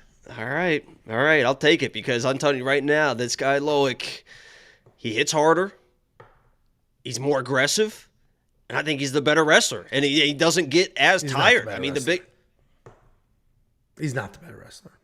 I think he's the better wrestler, but the biggest part about this is the gas tank. Loik had the extreme volume in his last fight as well, but he was a little bit more aggressive and wasn't as tired against a guy, Rebecki, fighting Nick Fiore, and he just throws way too hard. He is aggressive, and I agree, he's not a quitter. I think this goes to a decision. I think both these guys are tough. It's going to be back and forth. But as it comes down to, I think Loik definitely has the power advantage. I mean, when he throws, he hurts people. And when I'm watching Rebecki, man, I understand that he's good everywhere. He's a dog. He's a tough dude. He can get the takedown. He's a good wrestler. But nothing to me jumps out. Nothing to me is like, oh, he does this really, really well. I think he's a good wrestler. Doesn't do it crazy. It's not like he's Chimaev. He's an okay striker, and nothing. His power isn't anything crazy. When I'm watching Loik, I see power. I see aggression. I see a gas tank. And in this fight, when, as you mentioned, these guys are kind of mirror images of each other, I'll take the power and the better gas tank 10 out of fucking 10 times, Angelo. And I'm going to actually request that money right now. That's always so annoying. I'm actually going to pay you now so that when I win, you have to pay me $200. Well, that's usually how that works. And that's not going to be fun for you. Yeah. Well, here we go. And I see that, Loik has 11 takedowns, average 11 takedowns per 15 minutes. All that means is he can't hold anybody down. He can't hold stand up, baby. They've never let me down in the past. They just let you down. That's why it's a joke, Angelo. Jesus Christ. This old man. Let me write in a newspaper, and maybe you'll get it with some cartoons next to it. He'd be like, oh, honey, this was a great little gift here. Little gaff. At least I have a honey to share the jokes with. Well, I think we're on our way. You're right there. Music videos live. I think we're on the way, baby. Let me actually check my messages here real quick. Hold on. Let me see. Nothing Just on in Twitter, case. But anybody who doesn't know, Jacob filmed a full-blown music video today for Amanda Hebos and sent it to her. And then our little Instagram and Twitter. Our little army of supporters have been DMing her like crazy, saying, check out Jacob, check out Jacob. Which I did not. You didn't ask him to do it. You didn't ask him to do it. That's when it gets a little bit weird, but not that the music video is not weird, because we know that's not weird. No. So when you were in the shower filming yourself, were you like, this is stupid? Or were you like, I love it? I was at that point. That was the last thing I filmed, and I was like, oh yeah, this thing is going to be fucking fantastic. I think I literally texted you before I jumped in the shower. Was like, if I pull this off, it's going to be fucking awesome. And I thought it turned out fucking awesome. So yeah, it was solid. I love it. I actually think it was great. I've been hearing about this for almost a week now. You're like, I said I was going to do it. I just filmed 2 hours. Nah, it was awesome. It was incredible. Yeah, you always. When Jacob farts condoms out. You missed a comment before that, and I typed it instead of saying it because I don't want to get canceled. Who has the more dangerous fart, Angelo or Jacob? And then you said, when Jacob farts condoms out. Condoms come out.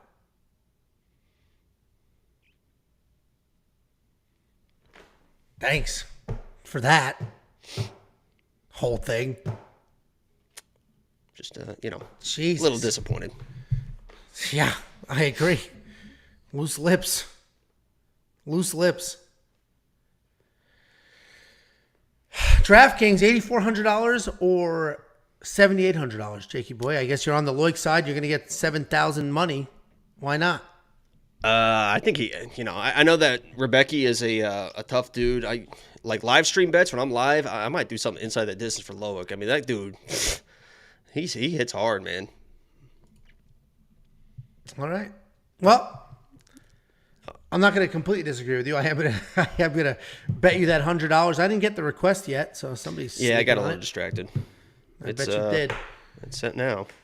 Oh, good. I'm very happy. I'll make it private because. Why?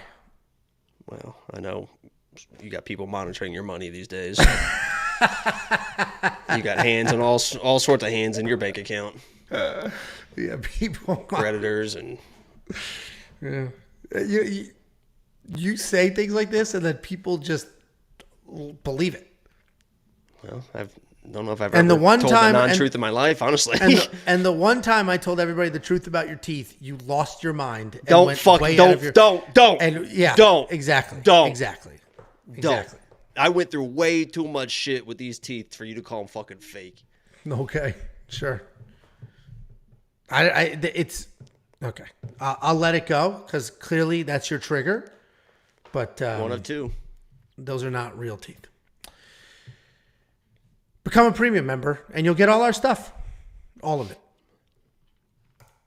Next up, at WeWantPicks.com. Next up, at UFC Jacksonville, we have Randy Brown taking on Wellington. Turman, I'll be honest with you. Before I did my notes, before I did anything, I was like, boom, Randy Brown, safety parlay. We're done here. But then I dug into it a little bit. You called me. You literally called me like last week, I think when the odds dropped. You're like, did you see the odds for Randy Brown or something like that? Yeah. And you're like, Wellington, this and this. And I was thinking in the back of my head, I was like, I don't know, man. Well, and I'm glad you started coming around a little bit. Yeah. I'm about to break it down, but I was like. What, did you pick Wellington? No. Okay. But I explained why Randy's not in the safety parlay. But we got Randy Brown, 16-5 overall, 4-1 in his last 5. He's coming off that loss to Jack Della Maddalena. He's taking on Wellington Turman, 18-6 overall, 2-3 in his last 5, coming off the decision loss to Andre Petroski. And that was an interesting decision loss because Wellington Turman, a very solid grappler, right? We all knew that. He's slick on the ground. He's always looking for sweeps, looking for submissions. His striking isn't the most powerful, but he does have solid entries, and he uses footwork really well. But that loss to Petroski was interesting because he actually looked very, very good. His striking looked very good in that fight. He destroyed Petroski's body. And the only real issue for Wellington is that fight, he had no answer for the wrestling, which, fine, right? Andre Petroski is a very, very good wrestler. We know that. He's taking on Randy Brown. Randy Brown is ridiculously tall. He uses range really well. He takes advantage of that height. He's got long jabs, kicks. He keeps you at bay with those. And then when he's ready, he's going to use his speed to initiate those boxing exchanges. He has 7 takedowns in the UFC. He doesn't go to them often, but he does have nice trips and uchimadas and jiu-jitsu on the mat. Like the Kama Sutra. Kind of, except it's just a wizard kick, but they call it an uchimata. There's a wizard kick in the Kama Sutra, too. It's one of my favorites. But he's coming off that knockout. Not knockout. He was technically submitted, but the dude was dropped and then pounced on. So let's say knockout to Jack Della Maddalena. And the reason I sort of wavered, so my initial gut reaction was Randy Brown's going to smoke Wellington Turman. His striking is too good, and that's the end of that. But then I looked at that last fight, and it's like, man, he was just lighting up Andre Petroski. And Randy Brown can wrestle, but he's not going to want to wrestle Wellington Turman here. So Randy Brown's still the pick. He's so long. He is going to be the much better striker. I hope for his sake he's just dancing around the outside. Right? Stay on the outside. You'll just light up Wellington Turman all day. But if you let Wellington Turman close that distance, you let him take you down, or you end up in sort of these clinch type situations. Wellington Turman is training with Glover every day and Alex Pereira every day. And we are seeing those. And now Sean Strickland. I don't know if that's temporary or permanent, but he's there. So, and we're seeing, it's got to be because him and Chris Curtis are like best friends at that gym. But we're seeing the improvements from Wellington every single fight. Randy's still the pick, but I was not confident enough to throw him in the safety parlay. I was like, you know what? And it has nothing to do with Randy's skills. His skills are phenomenal. Wellington does have a path if he wants it here. What do you think, Jakey boy? Yeah, go back to the other slide real quick because I want to mention, in my mind, and I could jinx the shit out of this, in my mind, that $9,300 is the worst value in DraftKings. I don't know if you agree or disagree with me because I don't see, Randy Brown's not really a finisher anyway. And as Angel mentioned, you saw the improvements Wellington was making. If there was ever a deficiency in the game of Wellington Turman, it was in the striking, especially the defensive striking. And against like a long guy like Randy Brown, the old Wellington probably is in jeopardy of getting knocked out. But you saw the improvements.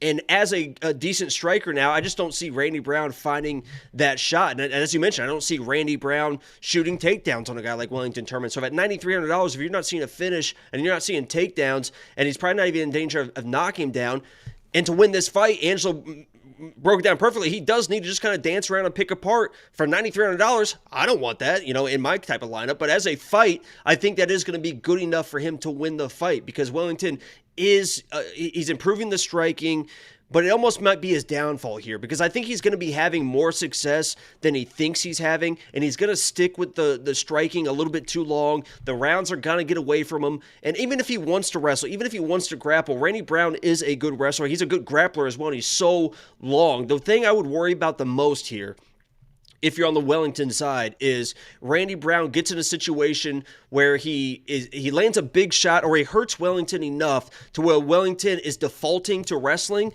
And when he is not already a good offensive wrestler, if he is panic wrestling, I would not be surprised if you see a Randy Brown type like front choke submission on a bad shot because he will go for stuff like that. He's a long guy. He knows what he's doing. If Wellington's taking bad shots off of being hurt, you might see a finish something like that way. But I think that this probably goes to a decision. I like Randy Brown to kind of point his way to a victory, as Angelo said in his breakdown, but I don't love it enough for any type of situation on Randy Brown, and I agree with leaving him out of the safety parlay.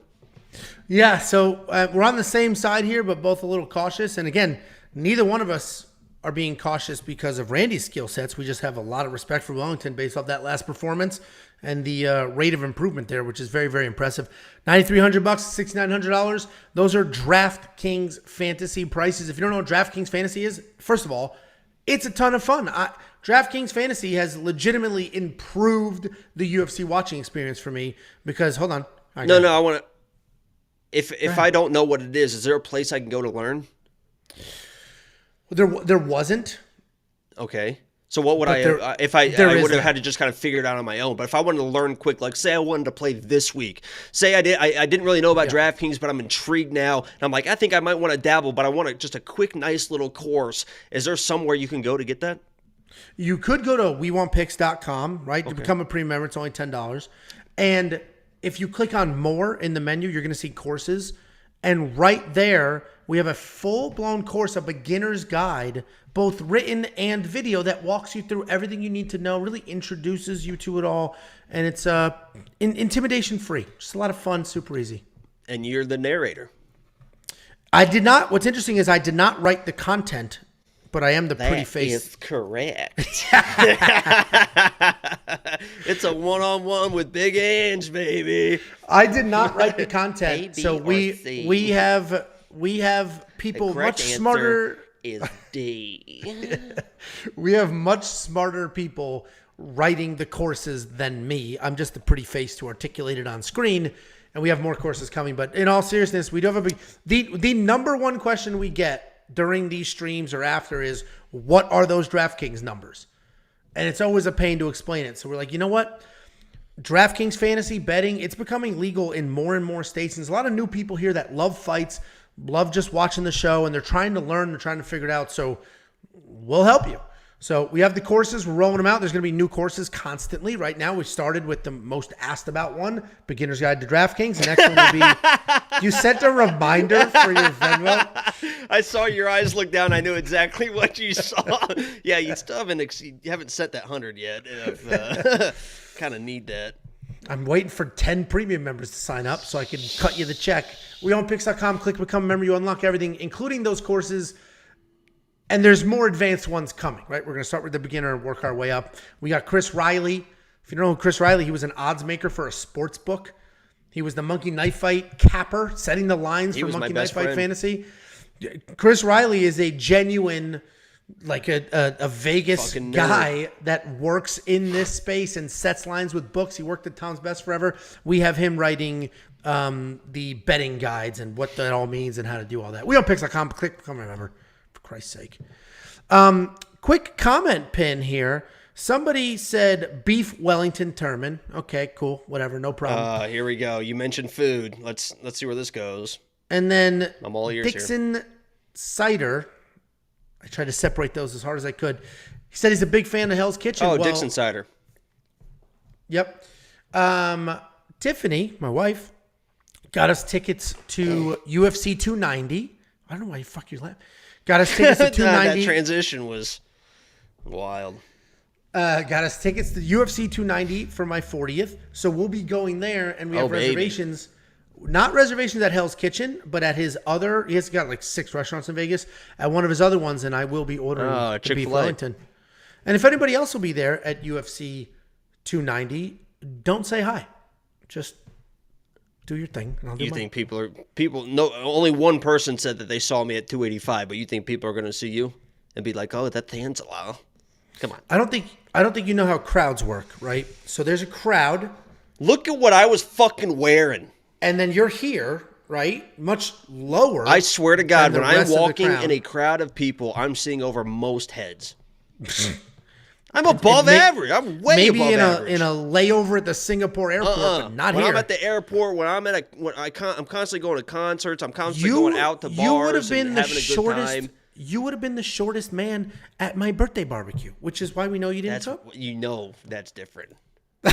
Angelo only knows tall people. Different. The average height there is fucking 6'5". Thanks, Bo.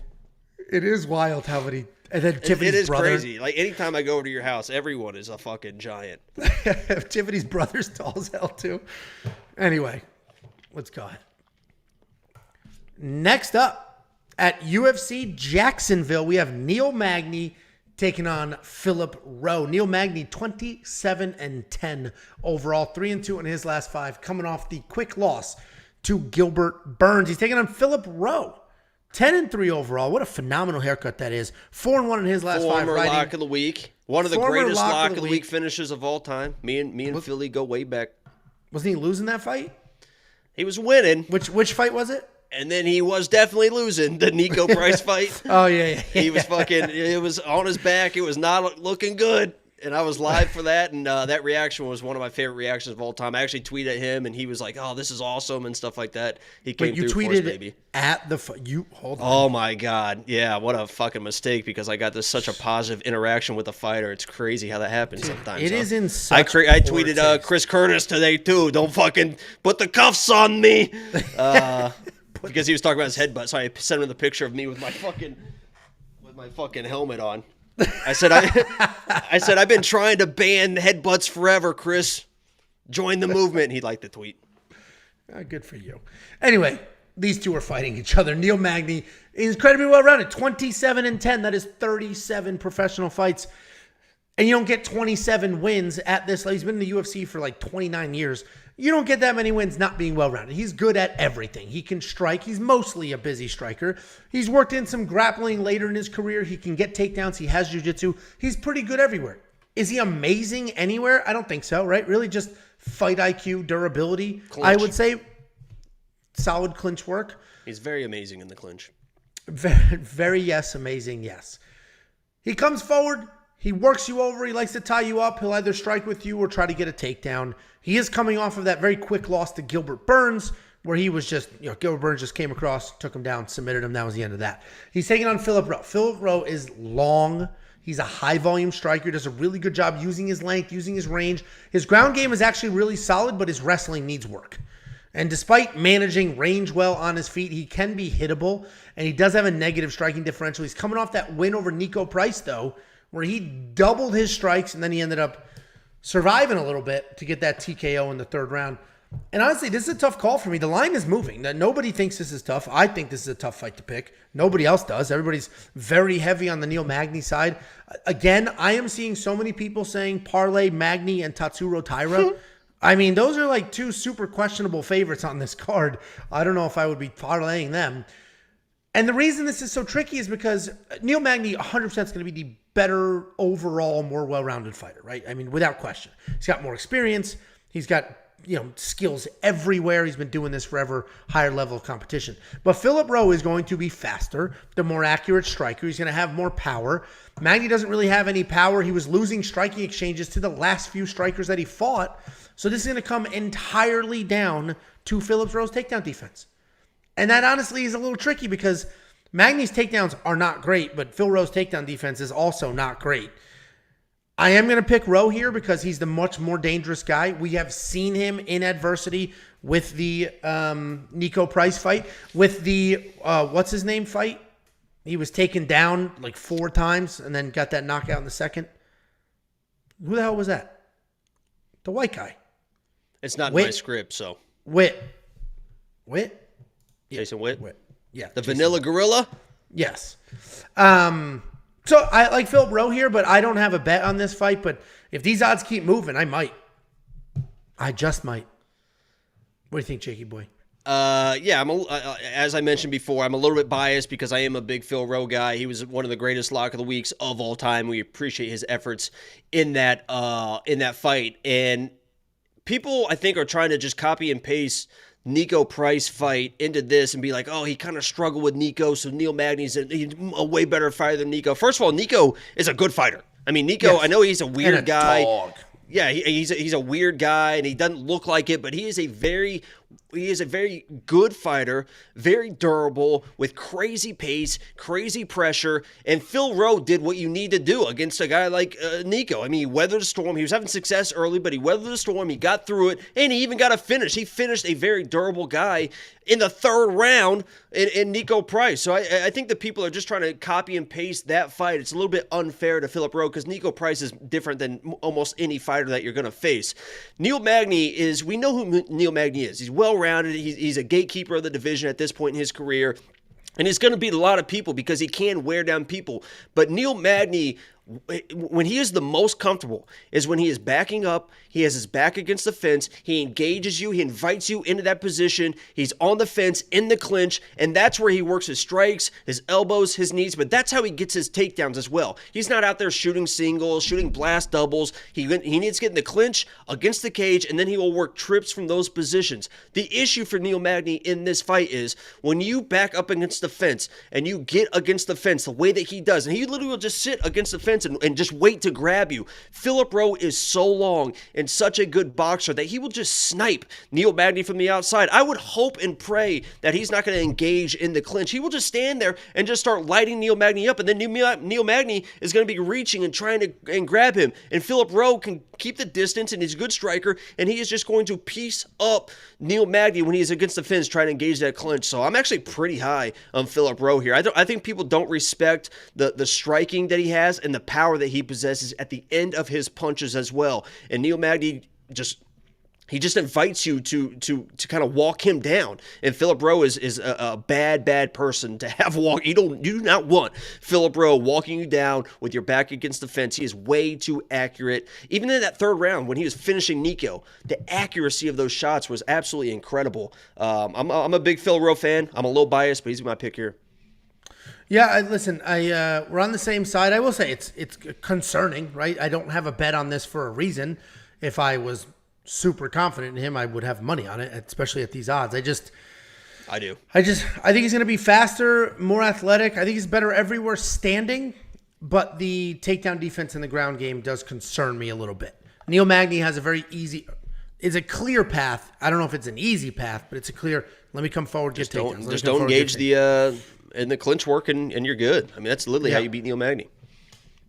Yeah, it'll be, it should be an interesting fight. We're going to learn a lot about Philip Rowe in this fight for sure. And like I said, what I do like about him is we've seen him overcome adversity. 2 different fights in the UFC. Man. 2 different fights in the UFC, we've seen him in trouble. Different kinds of trouble. Jason Witt took him down 4 times, I believe, in that first round. It was going to be a very clear win for him. And then, boom, lit him up in the second, shook it off, came out in the second, fresh, new, didn't matter, reset his mindset. Awesome. And then, obviously, the Nico Price fight, like you said. $8,500 in DraftKings, $7,700 in DraftKings. Man, I don't know. I would honestly, if Philip Rowe wins, it's going to be a decision. If Neil Magny wins, you think he knocks out Neil Magny? I think he can easily just box him against the fence and really TKO. Jeff Neal didn't knock him out. And Jeff Neal hits like a freight train. Jeff Neal's kind of just a brawler. Philip Rowe's a fucking boxer, man. He's very precise with those strikes. And the ref will just stop it. That's what happened with Nico. I mean, he just starts laying on volume, and the ref is just, I'm not saying he's going to knock him out cold, but TKO is very possible. Yeah, I don't think you're respecting Phil enough, and it kind of breaks my heart a little bit. I picked him. Okay. I just pray to God you're not going to tag him in this one. I think this is similar to a Randy Brown, what we said with Randy Brown. Stay on the outside, use the reach, light him up. And he's got way more power than Randy Brown. Touch. I didn't say he doesn't have power, but Neil Magny's stupid tough. WeWantPicks.com. You want to see all Jacob's bets on this fight, everything else. You want to see the DraftKings courses, the DraftKings optimizer. You want to see the ownership projections. You want to see the line movement tracker, the 38 columns of detailed data and metrics. WeWantPicks.com, just $10 a month. Become a member. And if you want $50, I'll send you $50. Just go to WeWantPicks.com/bets. Sign up with any one of our betting partners using our link. Make a deposit. We send you $50 as a thank you. I don't know where the hell he went. Next up, at UFC Jacksonville, we have Brendan Allen taking on Bruno Silva. Brendan Allen, 21-5 overall, 4-1 in his last 5. He is riding a 4-fight win streak. He's taking on Bruno Silva, 23-8 overall, 3-2 in his last 5. And he's coming off that wild knockout win over Brad Tavares. Where did you go? I got a water. Is that okay? I didn't realize I had to fucking raise my hand and get a hall pass. Oh, you could have brought the water ahead of time like a prepared person would have done. I had a drink right here. I went through it. I stay hydrated. I don't know what you want from me. I bet you I got do. a big weekend ahead of me. Big weekend ahead of me. Big weekend ahead of me. Big weekend. Big weekend. Brendan Allen started his career as a grappler, which is primarily shooting, grappling. Then he just full-blown transitioned to striker. Wouldn't grapple at all, just strike. And now, the last 2 years, last year and a half or so, he's putting it all together. He always had the tools, and now he's just using them together. He'll strike and wrestle in fights. He'll strike and grapple in fights. He's got good takedowns, very good jiu-jitsu, solid, clean boxing. He is riding a nice 4-fight win streak, and that most recent win was insanely impressive when he submitted Andre Muniz. He's taking on Bruno Silva. Bruno Silva is a very good striker. He also has good BJJ himself. He can absolutely knock your head off at any moment. He can even implement a grapple-heavy game plan. We haven't seen that as a primary game plan in the UFC just yet. Pre-UFC, you can see a lot of takedowns, and he was able to take down Alex Pereira twice in that decision loss just a couple of fights ago. He does have great hands. He does hit like a truck, but he is hittable. He's got a negative striking differential. and he's coming off that big first-round knockout win over Brad Tavares, who's ridiculously durable. And I've made a lot of money on Bruno Silva in the past. I've bet on him, I think, almost every fight. So obviously I lost the Pereira one. I don't think I bet on him to beat Meerschaert. I may have. But I certainly bet on him in his last fight, made some good underdog money there.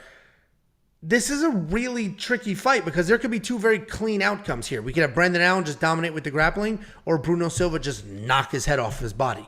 And the last time Brendan Allen fought a very good striker, he was knocked out. Chris Curtis knocked him out. But I do think this Brendan Allen seems to be a little more mature, wants to wrestle a little more, understands what's going on here. I think what happened to Brendan Allen is when he beat Punahele in a striking match, I think he was like, I'm a striker now. I can strike. And then it got him into a little trouble with Chris Curtis. And I don't know if that's going to happen here, right? I think here he's going to shoot. We watched him get cracked against Sam Alvey too. He wasn't wobbled, but he didn't just eat it when Sam Alvey blasted him. So Bruno Silva will 100% be live for a knockout, but I think Brendan Allen will get it done. Brendan Allen's the overall better fighter here, so it just comes down to his chin and what he can do, if he gets hit and can he take down Bruno Silva.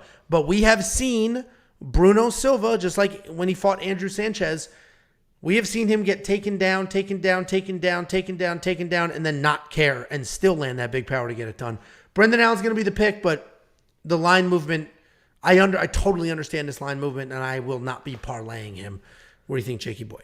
Yeah, the weird part about that Andre Muniz fight was Brendan Allen was supposed to be the way better striker in that matchup, and Muniz was supposed to be the better grappler and wrestler, and it ended up being kind of flip-flopped in that fight. I mean, you saw Brendan Allen getting hit. He was getting outstruck at times against Muniz, so I think that's why he went to the wrestling late, just to kind of solidify that win or that round to win that fight. That was, the striking in that was kind of surprising, kind of a red flag for a guy like Brendan Allen, who really should have dominated the striking, because he has shown he is a very good striker. Not a lot of power, but a lot of striking. But I did like that he was eating some big shots. He kind of showed that his chin is kind of holding up, because Muniz did land some big shots in that fight and got the takedowns.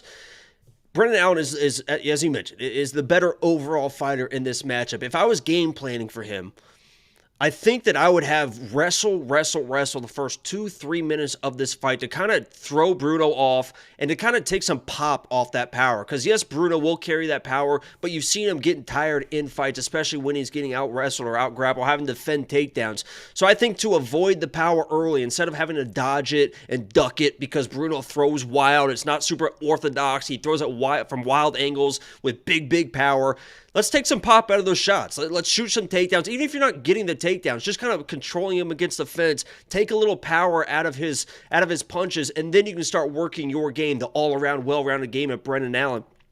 And I hope that's a situation or a strategy that he follows, because if he does try to strike early, if Brendan Allen gets knocked out, I don't think anyone's going to be surprised. Nobody's going to be surprised if this fight, is 30 seconds in, Bruno lands a big shot and drops Brendan Allen. But he should be able to get it done. He is the better overall fighter. He showed in his last fight that he has been eating some shots.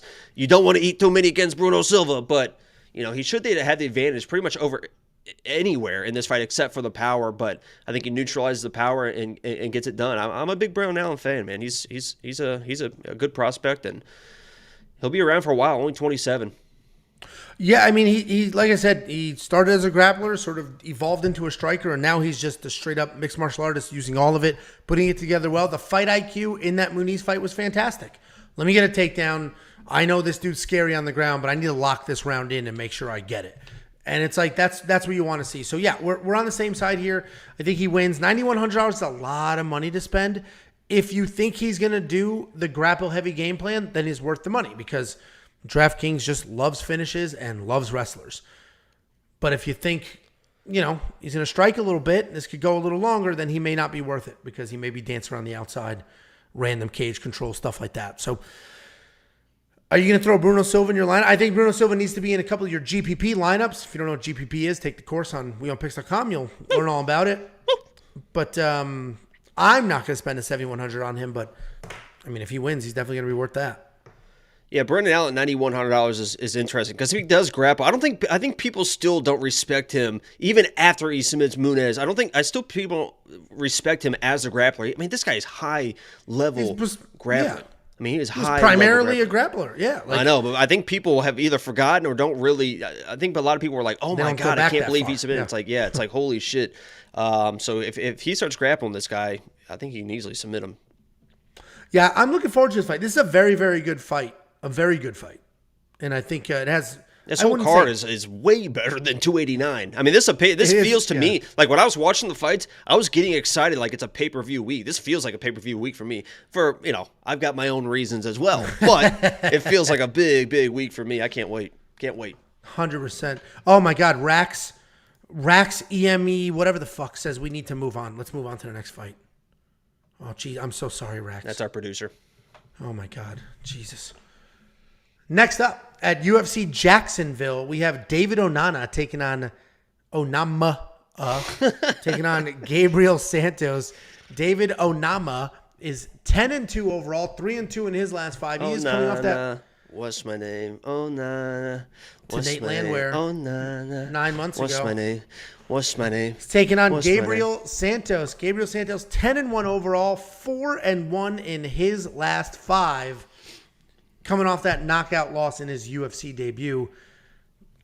Look at this line movement. This is the most incredible line movement on the card. David Onama went to almost a 3-1 favorite to a 2-1 dog, and nothing's changed. There was not a picture of him with like a broken leg or a news story. This was just money immediately pounded that line. But David Onama is a kickboxer. Did you say knockout loss? Who? I thought you were talking about Gabriel Santos. You said his knockout loss in his UFC debut. 4-1 in his last 5, coming off a loss in his UFC debut. I'm pretty sure you said knockout. If I did, it's not in my notes, and I went way off script. Oh God, he's going rogue, baby. Anyway, David Onama, he's a kickboxer. He likes to plot forward. He likes to control that pace. He's not really high volume, but he is effective. He's got a long jab, and he's constantly throwing it out there. He does tend to throw just 1 or 2 punches at a time, right? Not a ton of combinations, unless he's in the clinch. He's nasty in that clinch. Super busy with knees and elbows. If you can back him up, if you can use volume and pressure, you can have some success. That's exactly what Nate Landwehr just did to him in his last fight, where he was the 3-1 favorite. He was just outdogged and outworked. He's taking on Gabriel Santos. This guy's aggressive. He's going to charge forward. He's going to throw 1-2s. And then when you're all backed up to the cage, he's going to work in some takedowns so that he can ground and pound or try to submit you. He's not very technical as a striker, but he does throw fast. He throws with power. He is hittable on his side, but his strikes are really there just to overwhelm you so he can work in the takedowns. He has Muay Thai experience, but it's not really at a high level. Strong, slick submissions, and just looking to bounce back after that loss. The pick here is going to be Gabe. What was that cadence? Did you have that typed out like that? Like, say it, pause. No. Say it, no, pause. I lost where I was, and I was just like, oh, God. Like in school, and you start panicking. You ever lose your place when you're reading out loud in class? You're like, oh, God, I had it here.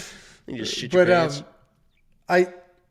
The pick is going to be Gabriel Santos, and I think the line movement is literally all based off of David Onama's last fight.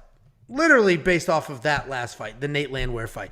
And people are like, well, Gabriel Santos kind of fights like Nate Landwehr. He's going to come running forward, work you against the cage, try to take you down, and just be busy in your face. And if Nate Landwehr can do that to David Onama, then people are thinking Gabriel Santos can do that to David Onama.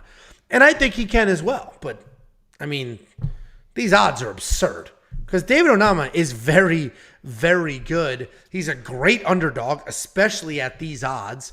So I'm still going to pick Santos because he has the blueprint. And he just saw the blueprint. But David Onama is not a slouch. Very good striker. Got some power. Even in that loss to Nate Landwehr, he didn't just fold. He didn't just quit. He kept trying to work. He was just outdogged. And Gabriel Santos, while is a dog, I don't think he's as doggy as Nate Landwehr. Santos is going to be the pick, but these odds are super wide. Yeah, so David Onama, let's start with him because I know him well. He was against my lock of the week, by the way. I got trashed that entire week for picking. Oh, how could you pick Nate Landwehr? This guy's going to smoke him, 3-1 favorite, this and that. And I knew that he could. First of all, I knew that he probably was not going to be able to put out Nate Landwehr, and then he was going to get outworked. But what I came away with that fight was David Onama is a lot tougher than I thought he was. I mean, he's a lot tougher because I thought the second that Nate was going to turn on the pressure, he was going to fold, he was going to quit, and he was going to get finished. But there was no quit in this guy. I mean, Nate was all over him, and he was not quitting, fighting the end, saying, okay, let's go, let's fight. And I actually think that kind of brings him to another level. When you go through those wars, you kind of change as a fighter. And I think he's going to be a great fighter for it. So you're getting a guy that was a 3-1 favorite versus Nate Landwehr and did everything he needed to do in the first round. I mean, he almost put out Nate twice in that first round. That's one of the reasons he got so tired, is because he was working hard and he almost finished the fight in the first round. So you're getting a 3-1 favorite that pretty much almost put out Nate Landwehr in the first round as now a 2-1 dog against a guy, Gabriel Santos, who will engage in the striking. He is a good wrestler, a good grappler. If he comes in and shoots an immediate takedown and gets control, that's how he wins this fight, right? I think this is almost the same situation, the exact same breakdown as Tatsuro and Kleydson. If Tatsuro can get an early takedown and control win, obviously that is a path to victory. If Gabriel Santos comes in, wrestle heavy, grapples, gets submission, that is the path to victory. But if he messes around on the feet against a guy like David Onama, who is very, very precise with his strikes and has wild, wild power, and his hands are so fast, and I believe that Gabriel Santos will mess around on the feet. And you saw what happened to Nate. He got dropped. I think that, now, I'm not giving up on David Onama yet, man. I saw the dog in him. I think he bounces back. He feels disrespected. And if this guy strikes with David Onama, I think David Onama's going to, now I said Onama. David Onama's going to knock his ass out. But if he gets taken down immediately, obviously it's going to be like, But so David Onama's my pick. Yeah. Oh, I was like, did I miss that? Yeah, I get it. I like I said, these odds are super wide. And I'm not a big fan of just throwing money at underdogs because they're underdogs, right? Like, I'm a believer in a lot of people, and I guess I understand that. I just disagree with it. A lot of people say, well, I think it's a 50-50 fight, so I'm going to bet on the underdog. I'm not going to bet on somebody who I think loses, right? I think Gabriel Santos wins this fight, so I'm not going to put money on Onama. But inside the distance, decision no action is looking pretty price. And we may or may not have a bet like that. So become a premium member and you can check it out. I'll tell you a bet. I have it on David Onama right now. First round knockout. There you go. At plus 800. 800. There you go. $7,000 in DraftKings. Again, I think Santos can win this fight because I think he can get the takedowns and just Nate Landwehr him. And I just finished saying I don't bet on fighters I think lose, even if the line is crazy. But DraftKings is a whole different game. You need to put people in your lineup that are heavy underdogs. That's the only way you can build a real lineup. And you don't always think that the underdog you have is going to win. I think David Onama is a very solid underdog in DraftKings this week. Yes, can I help you, sir? Yeah, real quick, just so I don't feel like I'm disrespecting Gabriel Santos. I think it needs to be said, he did not lose that fight against Lauren Murphy. I mean, that was like one of the craziest. I was live and be like, holy shit, they actually gave that to Lerone Murphy. And the worst part about that was Bisping was like the most biased. If you watch that breakdown, the most biased breakdown was everything Lerone Murphy was doing was like, oh my God, he's winning this fight. And it was very clear that he was losing that fight. So the fact that Bisping was like vindicated by saying he won the fight when he obviously lost that fight was really, really frustrating because he was so biased the entire time. But I mean, Gabriel Santos won that fight. So no, yeah, he's very good. He's a very good fighter, which is why I picked him to win. Next up at UFC Jacksonville, we got a couple of heavyweights. Former NFL player Austin Lane taking on Justin Tafa. I thought Tafa was. They both could be. Fullback. What do you think Tafa plays, huh? How tall is he? Let's switch the slides real quick. Let's see his height and weight. 6 feet, so he's taller than you. He's got to be a guard at that. 6 foot, 260. I mean, that dude's got to be a guard, if anything. He's just too small. He's just too short. Maybe a center. He's a little slow, too. Long snapper. Okay. We got Austin Lane, former Jacksonville Jaguar, taking on Justin Tafa. Austin Lane, 12-3 in his professional MMA career.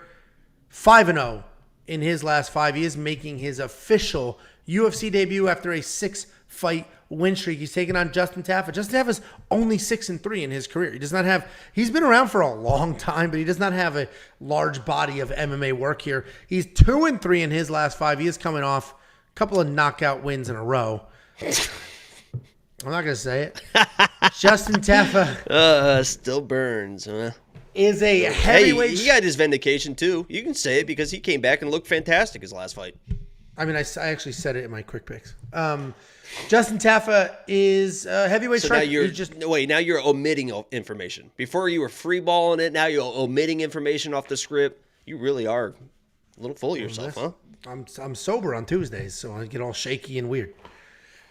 Anyway, Tafa, big-time striker. He's only a striker. You will not see him do another thing. He won't even think about doing anything other than striking. He's got big power in his hands, an amazing chin, and when he gets his kicks going, those are solid as well. He's got no takedowns, but he's also never been taken down. If you swing and bang with Tafa, you're going to have some trouble, but if you take your time, you dance around, you pot shot, then you can have some success the same exact way that Jared Vanderaa did when he beat him. He's taking on Austin Lane. This dude's a former NFL player. He started his MMA career a while ago. This wasn't a super quick transition, about 8 years ago.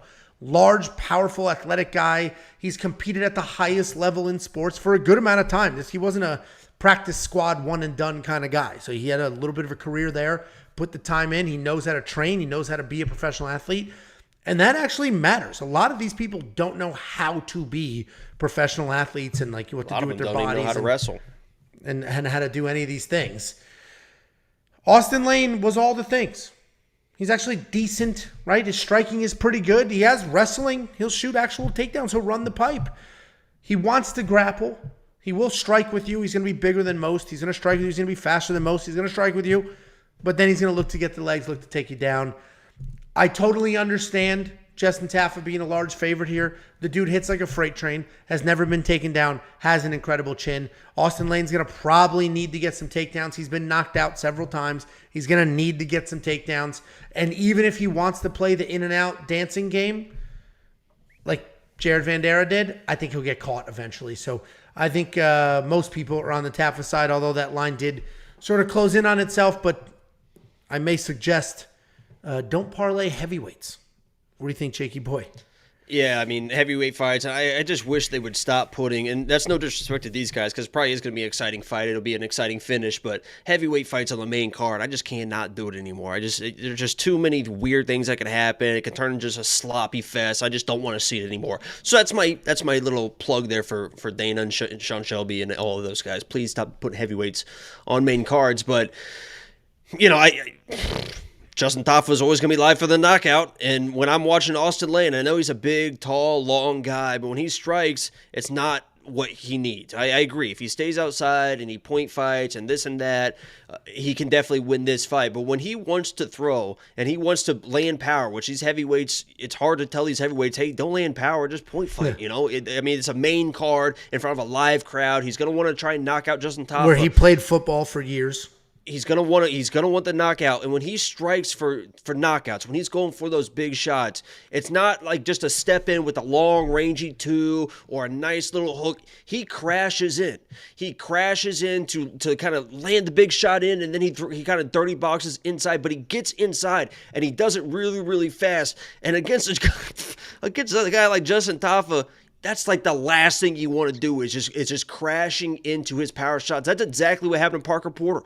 Parker Porter was outside, and then he crashed in to land a combination, and Justin was just waiting right there with that power shot. And I think that's exactly what's going to happen to Austin Lane. You've seen him being put out before. I think he's dancing around, he's pointing, and Tafa does what he does. Just wait, and then Austin's going to get a little too confident, try to land that big shot and get caught like a lot of people have. So I'm not super confident in it. You know, I do have a little bit of a play on Justin Tafa, but, you know, picks are different than bets. And, you know, Justin Tafa's my pick, but like you said, not parlays. It's not money line bets. If you're going to do it, you might as well get specific with it. Justin Tafa by knockout is the only way Justin Tafa, he's going to win a decision. No way he wins a decision. That's what I'm saying. I think you can get more specific than that. I mean, yeah. I went first round with it, so. Yeah, Justin Tafa first round knockout is probably the most likely outcome. Plus 175 is what I got. I wonder what's at right now. I wonder if that moved. Let me check. The money line moved a little bit, so maybe. Or maybe everybody just went to that. What did I say it was? 175. Plus 175? Yeah. Plus 160 now. So it moved a little bit. Oh, all right, there you go. Well, if you're a premium member, you would have saw that bet. Yeah, pot 10 pounds. You would have gotten I say that, not you. You would have gotten the alert on your phone instantly. WeOnPicks.com. It's only $10 a month. Unlock all the things. You will not find a single thing that you don't need. WeOwnPicks.com. Click become a member. $7,400 in DraftKings. $8,800 in DraftKings. Justin Tafa's probably a solid $8,800, honestly. He's going to score 90, 100 points. If he gets it done. If he gets it done. I feel, and I know heavyweights, you don't typically want to throw heavyweights in a cash game. You want to, you're looking for those guaranteed winners for the most part, but, shoot or shoot. Shoot or shoot. I think they do. I do. I don't shoot quite the same because they cut a hole in the sack. They went in there, they snipped the lines, and now my testicles don't have semen in them. But I still shoot. Just not the same. Just not the same. Speaking of. Next up at UFC Jacksonville, we have Amanda Ribas in the co-main event against Macy Barber. Whoa. Didn't love that intro. If you want to try to redo that one.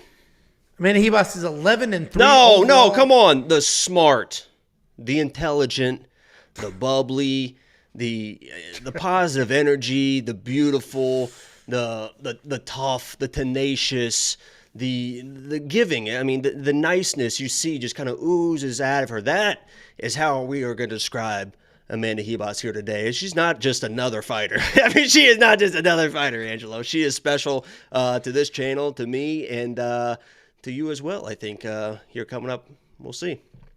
Could be showing up at parties and stuff. We don't know. I shot my shot. Music videos live. And we'll see what she has to. I mean, the response should be interesting. I'm looking. Let me check my messages. I looked for you. Bunch of alerts, but no, nothing from her. Nothing quite yet, but I think. Anyway, Amanda Ribas, 11-3 overall, 3-2 in her last 5. She is alternating wins and losses. She's taking on Macy Barber, 12-2 overall, 4-1 in her last 5, riding a 4-fight win streak. Amanda Ribas, pretty well rounded, right? She like Brendan Allen, she started her career as a grappler, but she's added striking. She's gotten more comfortable with that, and she's pretty good everywhere now. Her striking stats are actually fantastic. 4-2 striking differential, 69% striking defense, and to top that off, her takedown defense is a very solid 88%. She's got a ton of cardio, and outside of that Marina Rodriguez loss, she's very durable. She's coming off that dominant win over Vivian Araujo, where if you look at the stats, you're not going to see a knockdown, but she knocked her down. She should have been credited for that, and she doubled her strikes. I was there. I don't know if you knew that I was there. 285. But I didn't. No, yeah, I didn't. Were you? Probably in the back, right? Up top somewhere? I think that picture shows that I was right there. Oh, they let the Make-A-Wish children get pretty close, so. I mean, you can hate all you want. I mean, it's fine with me because I know what I have. I know what you don't have. Yeah, let's hear it. I was hoping that we'd keep. I mean, this got off the rails, and I apologize for the unprofessionalism here because I was trying to keep this nice and tight, nice and tidy, and then you just kind of went off on a tangent. I don't know what your deal is. Check it out, Macy Barber. Macy Barber's 12-2 overall, so she's got a good amount of fights. But that 12-2 is a little bit shoddy, right? She didn't beat Miranda Maverick. She lost that fight. She didn't beat Andrea Lee. Your dog's not going to beat diabetes eating the amount of time she eats in one podcast. Yeah, she's pretty hungry and I'm pretty thirsty. Anyway, Macy Barber just has this knack for winning these close decisions. Sometimes not even that close. But she's busy. She comes forward. She strikes. She doesn't really stop doing stuff. She's able to get takedowns when she needs them. She took down Montana De La Rosa, who's a very good striker. Took down Jessica I, who's a tried and true vet. Took down Miranda Maverick, which we now know isn't the hardest thing in the world to do. And she even took down Andrea Lee, but Andrea Lee took her down 4 times or something like that in that fight. The reality is Macy Barber's actually pretty good. She's got very solid striking. She's very busy. She can work in takedowns when she needs them. I do just think that Amanda Ribas is a little too good. She's a little more refined. Her striking is actually not going to be as good as Macy's striking, but it is improving. Her grappling is going to be much better. Her experience level is much higher. I think she's much more comfortable in those fights than Macy is. And I think we're almost going to see like a rookie vet type situation, even though they're very similarly matched in experience. But Ribas is just far more composed. Attaboy. and Macy gets a little jittery. But I do think Macy is a lot better than you're about to say she is. And I think the opening odds are much more accurate than the current odds. I personally don't think Amanda Ribas should be a 2-1 favorite, but I do think she wins this fight. Let me say, because you mentioned the odds real quick, and let me just preface this by saying I'm biased in two ways for this fight. Obviously, 2 parts of you are biased. Yeah. Right. Obviously, I'm a little bit biased in for Amanda Ribas. You know, I'm a little bit of a fan of Amanda. I've followed her on a few of her fights, and you know, we did happen to meet a little bit. You know, but yeah, I'm not. I wouldn't say I'm like a crazy fan. You know, I would just say that I am a fan of Amanda Ribas. So I'm a little bit biased, and I'm a little bit biased against Macy Barber. I've just never thought that she was on that level of fighter. I know there's a lot of people that are on with me as well, because all these split decision wins, that she's not winning these fights and stuff. And I understand that she's out wrestling some girls, she's out striking some girls, but you kind of see where some of those girls she's beating are at now. And you know, Amanda is just. I mean, one of these girls is a future champion. I mean, there is no. Can you start like who you think wins this fight? I let you talk for 4 or 5 minutes reading a fucking script. I'm sitting here free-balling, being entertaining, being funny, and you just step all over my lines. If you aren't Kill Tony, you'd be fucking destroyed right now. Get the fuck off the stage, you clown bitch. You need to relax. Anyway, as I was saying, one of these girls. In real life. Okay.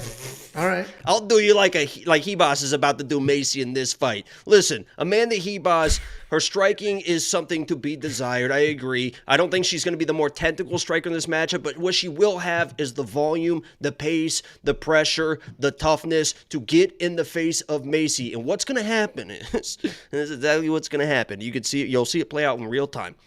Macy's going to be like, oh, I don't like the pressure. Let me clinch. Let me work for a takedown. In the black belt her entire life in judo, Amanda Ribas, the black belt in jiu-jitsu, this is what's going to happen. It's going to be a clinch position, and she's going to get hip-tossed to the fucking moon, and Amanda Ribas is going to have top pressure, and her top pressure is some of the best in the division, if not in the entire UFC. People forget how good of a grappler Amanda Ribas literally is. She will work to improve positions. She will get the bag. She will mount. Macy will give up her back, and she will get submitted or get armbarred. She will get choked out. Amanda Ribas is going to absolutely dominate this fight, just like she has done in the past, and you will see the exposure of Macy Barber once and for all on ABC Saturday afternoon. UFC Jacksonville, future champ Amanda Ribas gets it done, and gets it done inside the distance. That's a salamander guarantee. There's no way this goes. This is a decision for sure. 100%. You better. I know you were hoping for it. I sure am. But this is definitely. She is way better than Macy on the ground. Way okay. Better. Fine. But way this is better. Definitely a decision fight. $8,900 in DraftKings. You obviously think that's worth it. She's worth all the money in my bank account, which, Amanda, it's a lot. I don't think that's worth it. I think there are other fighters at that price point that make more sense in DraftKings. So, yeah, there's that. But if you want to learn about how to play DraftKings, daily fantasy, how that all works, build a lineup, have some fun. I'm 100% serious. Sales pitch aside, playing DraftKings fantasy has absolutely improved my UFC watching experience, because now I'm like hardcore rooting for these wild underdogs I never would have even known existed before, but I have him in my lineup. I need him to score points. You know what was like so exciting last weekend? And this is so dumb, but it was Jay and I, my brother-in-law and I, were watching the fights. We had the exact same lineup. We needed 100, I forget the exact number. Let's say we needed, it was the co-main event. Arman Tsarukyan was fighting. We both had Marvin Vettori, and so did Bo in his lineup, and it was coming down to us or Bo to get first place. Oh, you guys were all fighting for second, because I was in first. Nope, you got dead last, I'm pretty sure. So one of the worst lineups I've ever had in my life. We needed like 128 points out of Arman Tsarukyan. I was like, man, 128, it's so tough. And he scored 126. We're like, Jesus, dude. We were 2 points away from first. So anyway, kind of got DraftKings lucky with that anyway, because it was wild. I agree. When he got cracked in the second, I was loving it because you know how much of an Armin hater I am. I was like, oh, here we go, baby, finally. I was almost hoping Armin would lose because I told the whole world, you don't do anything with a minus 1,000 fighter. You just leave it alone. You don't do anything with it. And everybody parlayed on being like, oh, it's worth the extra couple of points.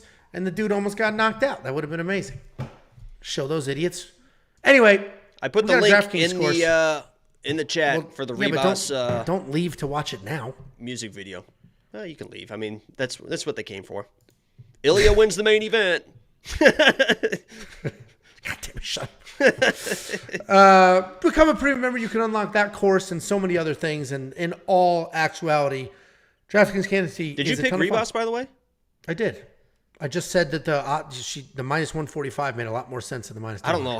I mean, and I'm willing to look stupid. First of all, yeah, the odds, I thought that the odds for the Ricci fight was going to be more of a 2-1. And this, I really thought it was going to be like minus 115, minus 120. I think she should be a 2-1 favorite, but I thought that the odds were going to be minus 110, minus 120, something like that. But when I'm watching, I just don't know how Macy wins this fight.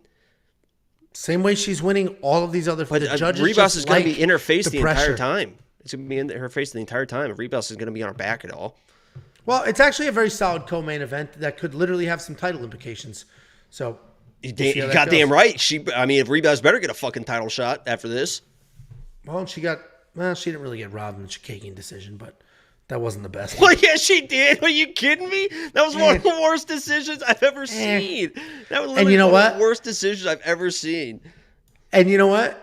Let's just put this back. I should have brought this up when Macy wins those bad decisions, and so does Caitlin, and Hebas was on the losing end of one already. Right. Well, Caitlin's a little bit different. Okay. She's a little more rangy. It was hard for Rebus to really get inside. Next up, at UFC Jacksonville, we have the main event of the evening. We have Josh Emmett taking on Ilia Topuria. Josh Emmett, 18-3 overall, 4-1 in his last 5 years, coming off that stoppage loss to Yair Rodrigues in the interim title fight. He's taking on Ilia Topuria, undefeated, 13-0. He has 4 stoppages in 5 fights in the UFC. Asterisk. Just all the random Jacob plot lines. You know what's so funny?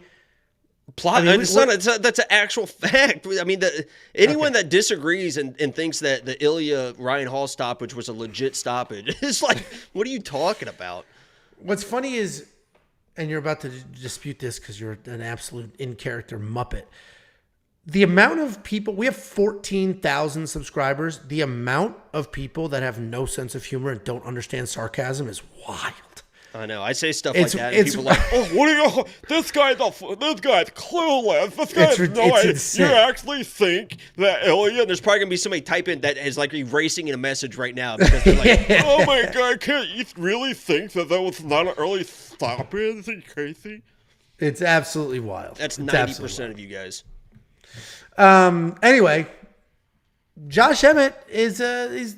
We all know what he is. He's a very good wrestler who doesn't wrestle as much as he should, who has incredible power in his hands. His striking is okay. It's not the most technical, but he's got that sort of Cheeto Vera power where everything is powerful and ends up hamburger meeting people's faces. But he's got real power. He has 12 fights in the UFC with 11 knockdowns. 11 knockdowns in 12 fights. And that includes some of his losses. You'll see he averages a whole bunch of takedowns. That's a little skewed because 8 of those takedowns were in one single fight. But he is a very good wrestler who has power in his hands. He's a tough guy. He's going to keep coming. He's not a quitter. But he's getting a little old. He's a little slower than a lot of these guys. Not as athletic as some of these newer guys are. He's taking on Ilia Topuria. Ilia Topuria is insanely well-rounded. You're going to look at the record. You're going to see 3 knockouts in 5 UFC fights or whatever it is. Yeah, 3 knockouts and a submission. So 4 stoppages. Funny, like, or whatever it is. Like, I don't want Jacob to interrupt with his bullshit, so I'll just say one of those might not be a knockout. No, because it's I thought it was 3 perfect. knockouts. I gave you more credit than what. Yeah, no, I didn't deserve that credit. He's got 3 knockouts in 5 UFC fights, and if you're just looking at that real quick, he's a striker. No, the dude's a phenomenal wrestler as well. A phenomenal wrestler who now has incredible hands. And he's coming off that destruction of Bryce. He just ragdolled Bryce Mitchell, made Bryce Mitchell look like a child. Down as well, so. He got taken down one time, the first takedown he has given up in the UFC. He pancaked Bryce Mitchell. Dude, pancaking people. Bryce had the flu, all right? He had the flu. Dude, pancaking Leave people Brittany alone. In a wrestling match is like one of the most embarrassing things you can do to somebody. Like football pancaking somebody. That's it's the just thing like in football Jesus. Too. Where you just literally just fucking push somebody down. He just straight up, Bryce Mitchell was hanging out. His hips weren't where they, boom, pancaked him to his back. Just embarrassed the hell out of him. Ilia Topuria should dominate this fight, right? He's younger, faster, hits just as hard. Way better looking. I mean, he's handsome as shit. The thing I always tell about Josh Emmett is watch the Robert Whittaker when they asked him about people comparing Josh Emmett to one of these Skyrim characters or whatever, because Robert Whittaker's a big nerd. He plays Skyrim all the time, and they asked Robert Whittaker about it. He just starts fucking dying. It's the funniest thing in the entire world. Robert Whittaker's fucking awesome, man. But they asked him about Josh Emmett, the way he looks like some troll or whatever, and you could tell when the light switched on, like, oh, he does. He just fucking, it's hilarious. And that sucks because Josh Emmett's like a really he's a great guy. Nice, normal, cool guy. I mean, but anyway, it sucks when you no eyebrows and a ginger beard. That's gotta be fucking rough. Holy shit, embarrassing. Look how ugly that guy is with his no eyebrows and ginger beard. There's no crying that one away. Just for men is the only option. Anyway, Ilia Topuria is phenomenal everywhere. He should be faster. He honestly should be the better wrestler as well. Georgian wrestling is not the same as American wrestling. We saw that with the Bryce Mitchell fight, and I think we see that here. So Ilia Topuria should absolutely win this fight. My one and only concern, we saw Ilia get rocked. We saw him get rocked. Jai Herbert blasted that dude. Almost put him out. Almost put him out, but then Ilia came back, knocked out. And that was up in weight. That was at 155. And the difference between Jai Herbert and Josh Emmett probably has a little more power than Jai Herbert does. But Jai Herbert is a very, very good striker who uses his length really well. Yeah. You want to keep laughing? Hey, he looks like he's about to fall over right there. You want to keep laughing? Yes. Ilia was on fucking ice skates. Okay. Who do you think wins? Is it time for my breakdown? Yes, it is. Let me say, Josh Emmett is who he is, right? He's got the power, he's got the wrestling, but as Angelo mentioned, he just seems like a step behind against these guys. And Ilia is a real deal. I mean, he is the future champion probably. He has all the tools. Even when he does get dropped, he's shown that he can recover, boom, instantly, no big deal. He gets right back to his feet and knows how to stay safe in all those situations. The issue for me when it comes to Josh Emmett, and a lot of people are going to be like, oh, Ilia's chin is suspect. Josh Emmett, you're going to hear that stat thrown out 100 times. All these knockdowns. He's got this many knockdowns and this many fights, and people are going to keep saying that. He gets those knockdowns because people are worried about the wrestling. He throws the level changed overhand right, and people are worried about a level change, so they are exposed with their hands, with their head positioning. That's how he is getting these knockdowns, with these big telegraphed overhand rights, because he is a wrestler, and some people don't really enjoy being taken down. They don't want to get wrestled. Ilia doesn't give a fuck if you try to wrestle him. He's just going to sprawl. He's got some of the best sprawls in the world. So he's going to stay disciplined with his hands, with his head movement on those big telegraphed overhand rights. If for some reason Josh Emmett does shoot a takedown off him, he's just going to sprawl those positions. He's not worried about getting taken down, but he's going to counter off that right hand so well. This guy is super fast, and he's got power to boot on that front. So, I'm a big Ilia guy these days. He has absorbed the powers of Ryan Hall. I mean, that's why he is having this success. I mean, if you beat, allegedly, a guy like Ryan Hall, you're absorbing all those powers, and Ryan Hall is going to get his revenge. Ilia is going to be the champion eventually, maybe late 2024, and you're going to get the Ryan Hall, Ilia Topuria rematch for the fucking belt, spring, maybe International Fight Week of 2025, and Ryan Hall is going to get his revenge. But in this fight, it's Ilia all the way. I actually think that he can finish Josh Emmett. He cuts a lot of weight, man. He dies every Friday. That guy cuts so much weight. He's 38 years old. I think eventually he gets chinned. If somebody's going to do it, it's going to be Ilia. I think he finishes him. Yeah, I mean, I think the odds make sense. Obviously, Josh Emmett is dangerous. Will continue to be dangerous in this fight and every other fight. But, I mean, this is what happens, right? He's 38. Was Topuria 26? I mean, this is what happens. People age crazy. Out. I know he's that good, that young. Imagine when he's 10 years older, that chin's going to be even more defined. He's probably going to fill out more in the pecs. I mean, the neck is going to get thicker. He's going to maybe get some salt and pepper in the beard. That's going to be a fucking good looking dude, man. 35-year-old Ilya, that's bangable, man. All right. The other thing that concerns me, I mentioned, we did see him get rocked a little bit. 5 rounds is 5 rounds. We have never seen Ilya go 5. We have no reason to believe he can't, but we've never seen him go 5. Like he's not. He's not. Yeah, I hear you. I just that is a little bit of concern there. But anyway, we were both on the Ilya Topuria side. $9,500 in DraftKings. Probably got to spend it if you're on that side because this could be a finished situation here, and. $9,500, you should be able to get your money back there. WeWantPicks.com. Become a premium member. Check out all of the content we have to offer. Nobody offers what we offer at any price point, let alone $10. You are not going to find a more complete premium package under the sun at any price point, let alone OnlyFans.com/the frickin' salamander. There's a pretty premium package. Disgusting. And we've mentioned it a few times. We've added courses to DraftKings. And, some of you know everything and who cares, right? Others of you see the DraftKings numbers on the screen. You say... that screenshot is just... It's just like the second the video starts, like, sit down and shut the fuck up. Get your notepads out. Like, I don't want to be here right now. The energy of that picture is just like, Jesus. This video is just... This is just saying, welcome to the course. This isn't the actual course. You can see in the graphic, the first lesson of the course is Introduction to DraftKings. The second is Identifying Contest Types. The third is Bankroll Management. The fourth is Understanding the Scoring. And the fifth is actually building your lineup. $10 a month, you unlock this and everything else. And we're going to add more and more courses. Check it out. What? I have Big Don's brother said he's gonna build a course on how to bet. He said he's gonna Angela's gonna build a course on how to bet. It's gonna be pick the two biggest favorites on the card and call it a safety parlay. First of all, left out the biggest favorite last week. Second of all, I'm not writing these courses, especially the betting one. I'm not writing that. Chris Riley is. You're gonna get the line movement tracker. $10 a month also includes this. We have 3 fighters whose lines fit. 12 fighters have 20% movement or more. And it's about the tools, the information, the insight. You're going to get the picks. You're going to get all that stuff. But you can also find your own spots using the metrics, the analytics, the data, the tools, all of that crap at WeWantPicks.com. It's only $10 a month. You're going to get the safety parlay. People can make jokes or not make jokes, whether they're obese or regular size. It is a joke, too. Doesn't matter.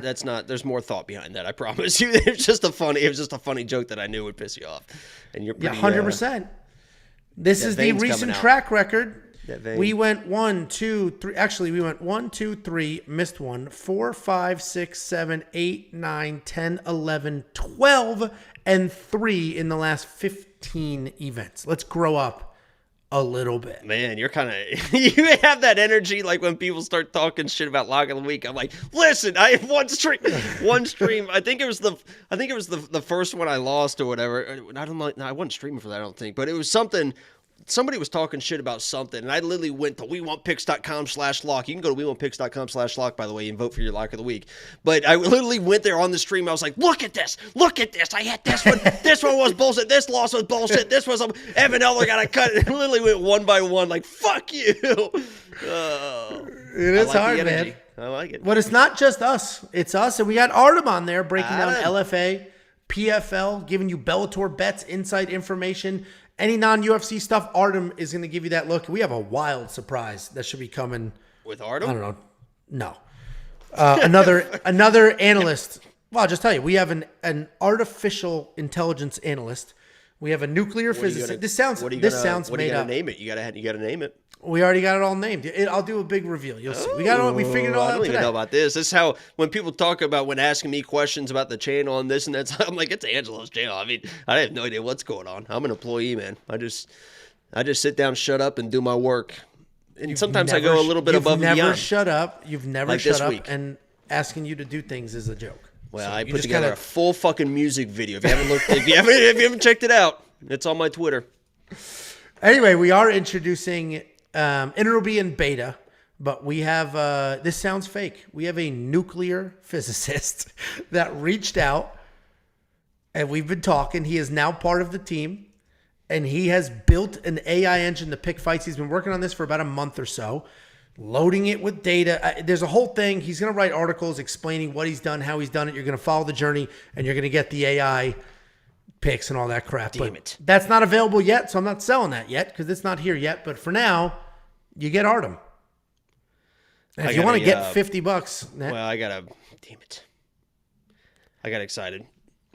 My phone lit up with a Twitter notification, and usually that's only like replies. That was the one and stuff. I was like, oh, and it was fucking DGen Chad follows me. You son of a bitch. If you're in here, you son of a bitch. You got me all excited. I thought that was finally, because it's kind of, I would imagine, she's probably still awake. If you want $50, I will send you $50. WeOwnPicks.com/bets. Sign up, make a deposit, and we'll send you $50 as a thank you, guys. Thanks for the watch. This was incredible. I think we ballooned up to 400 live viewers. Are you fucking serious? If it wasn't 400, it was close.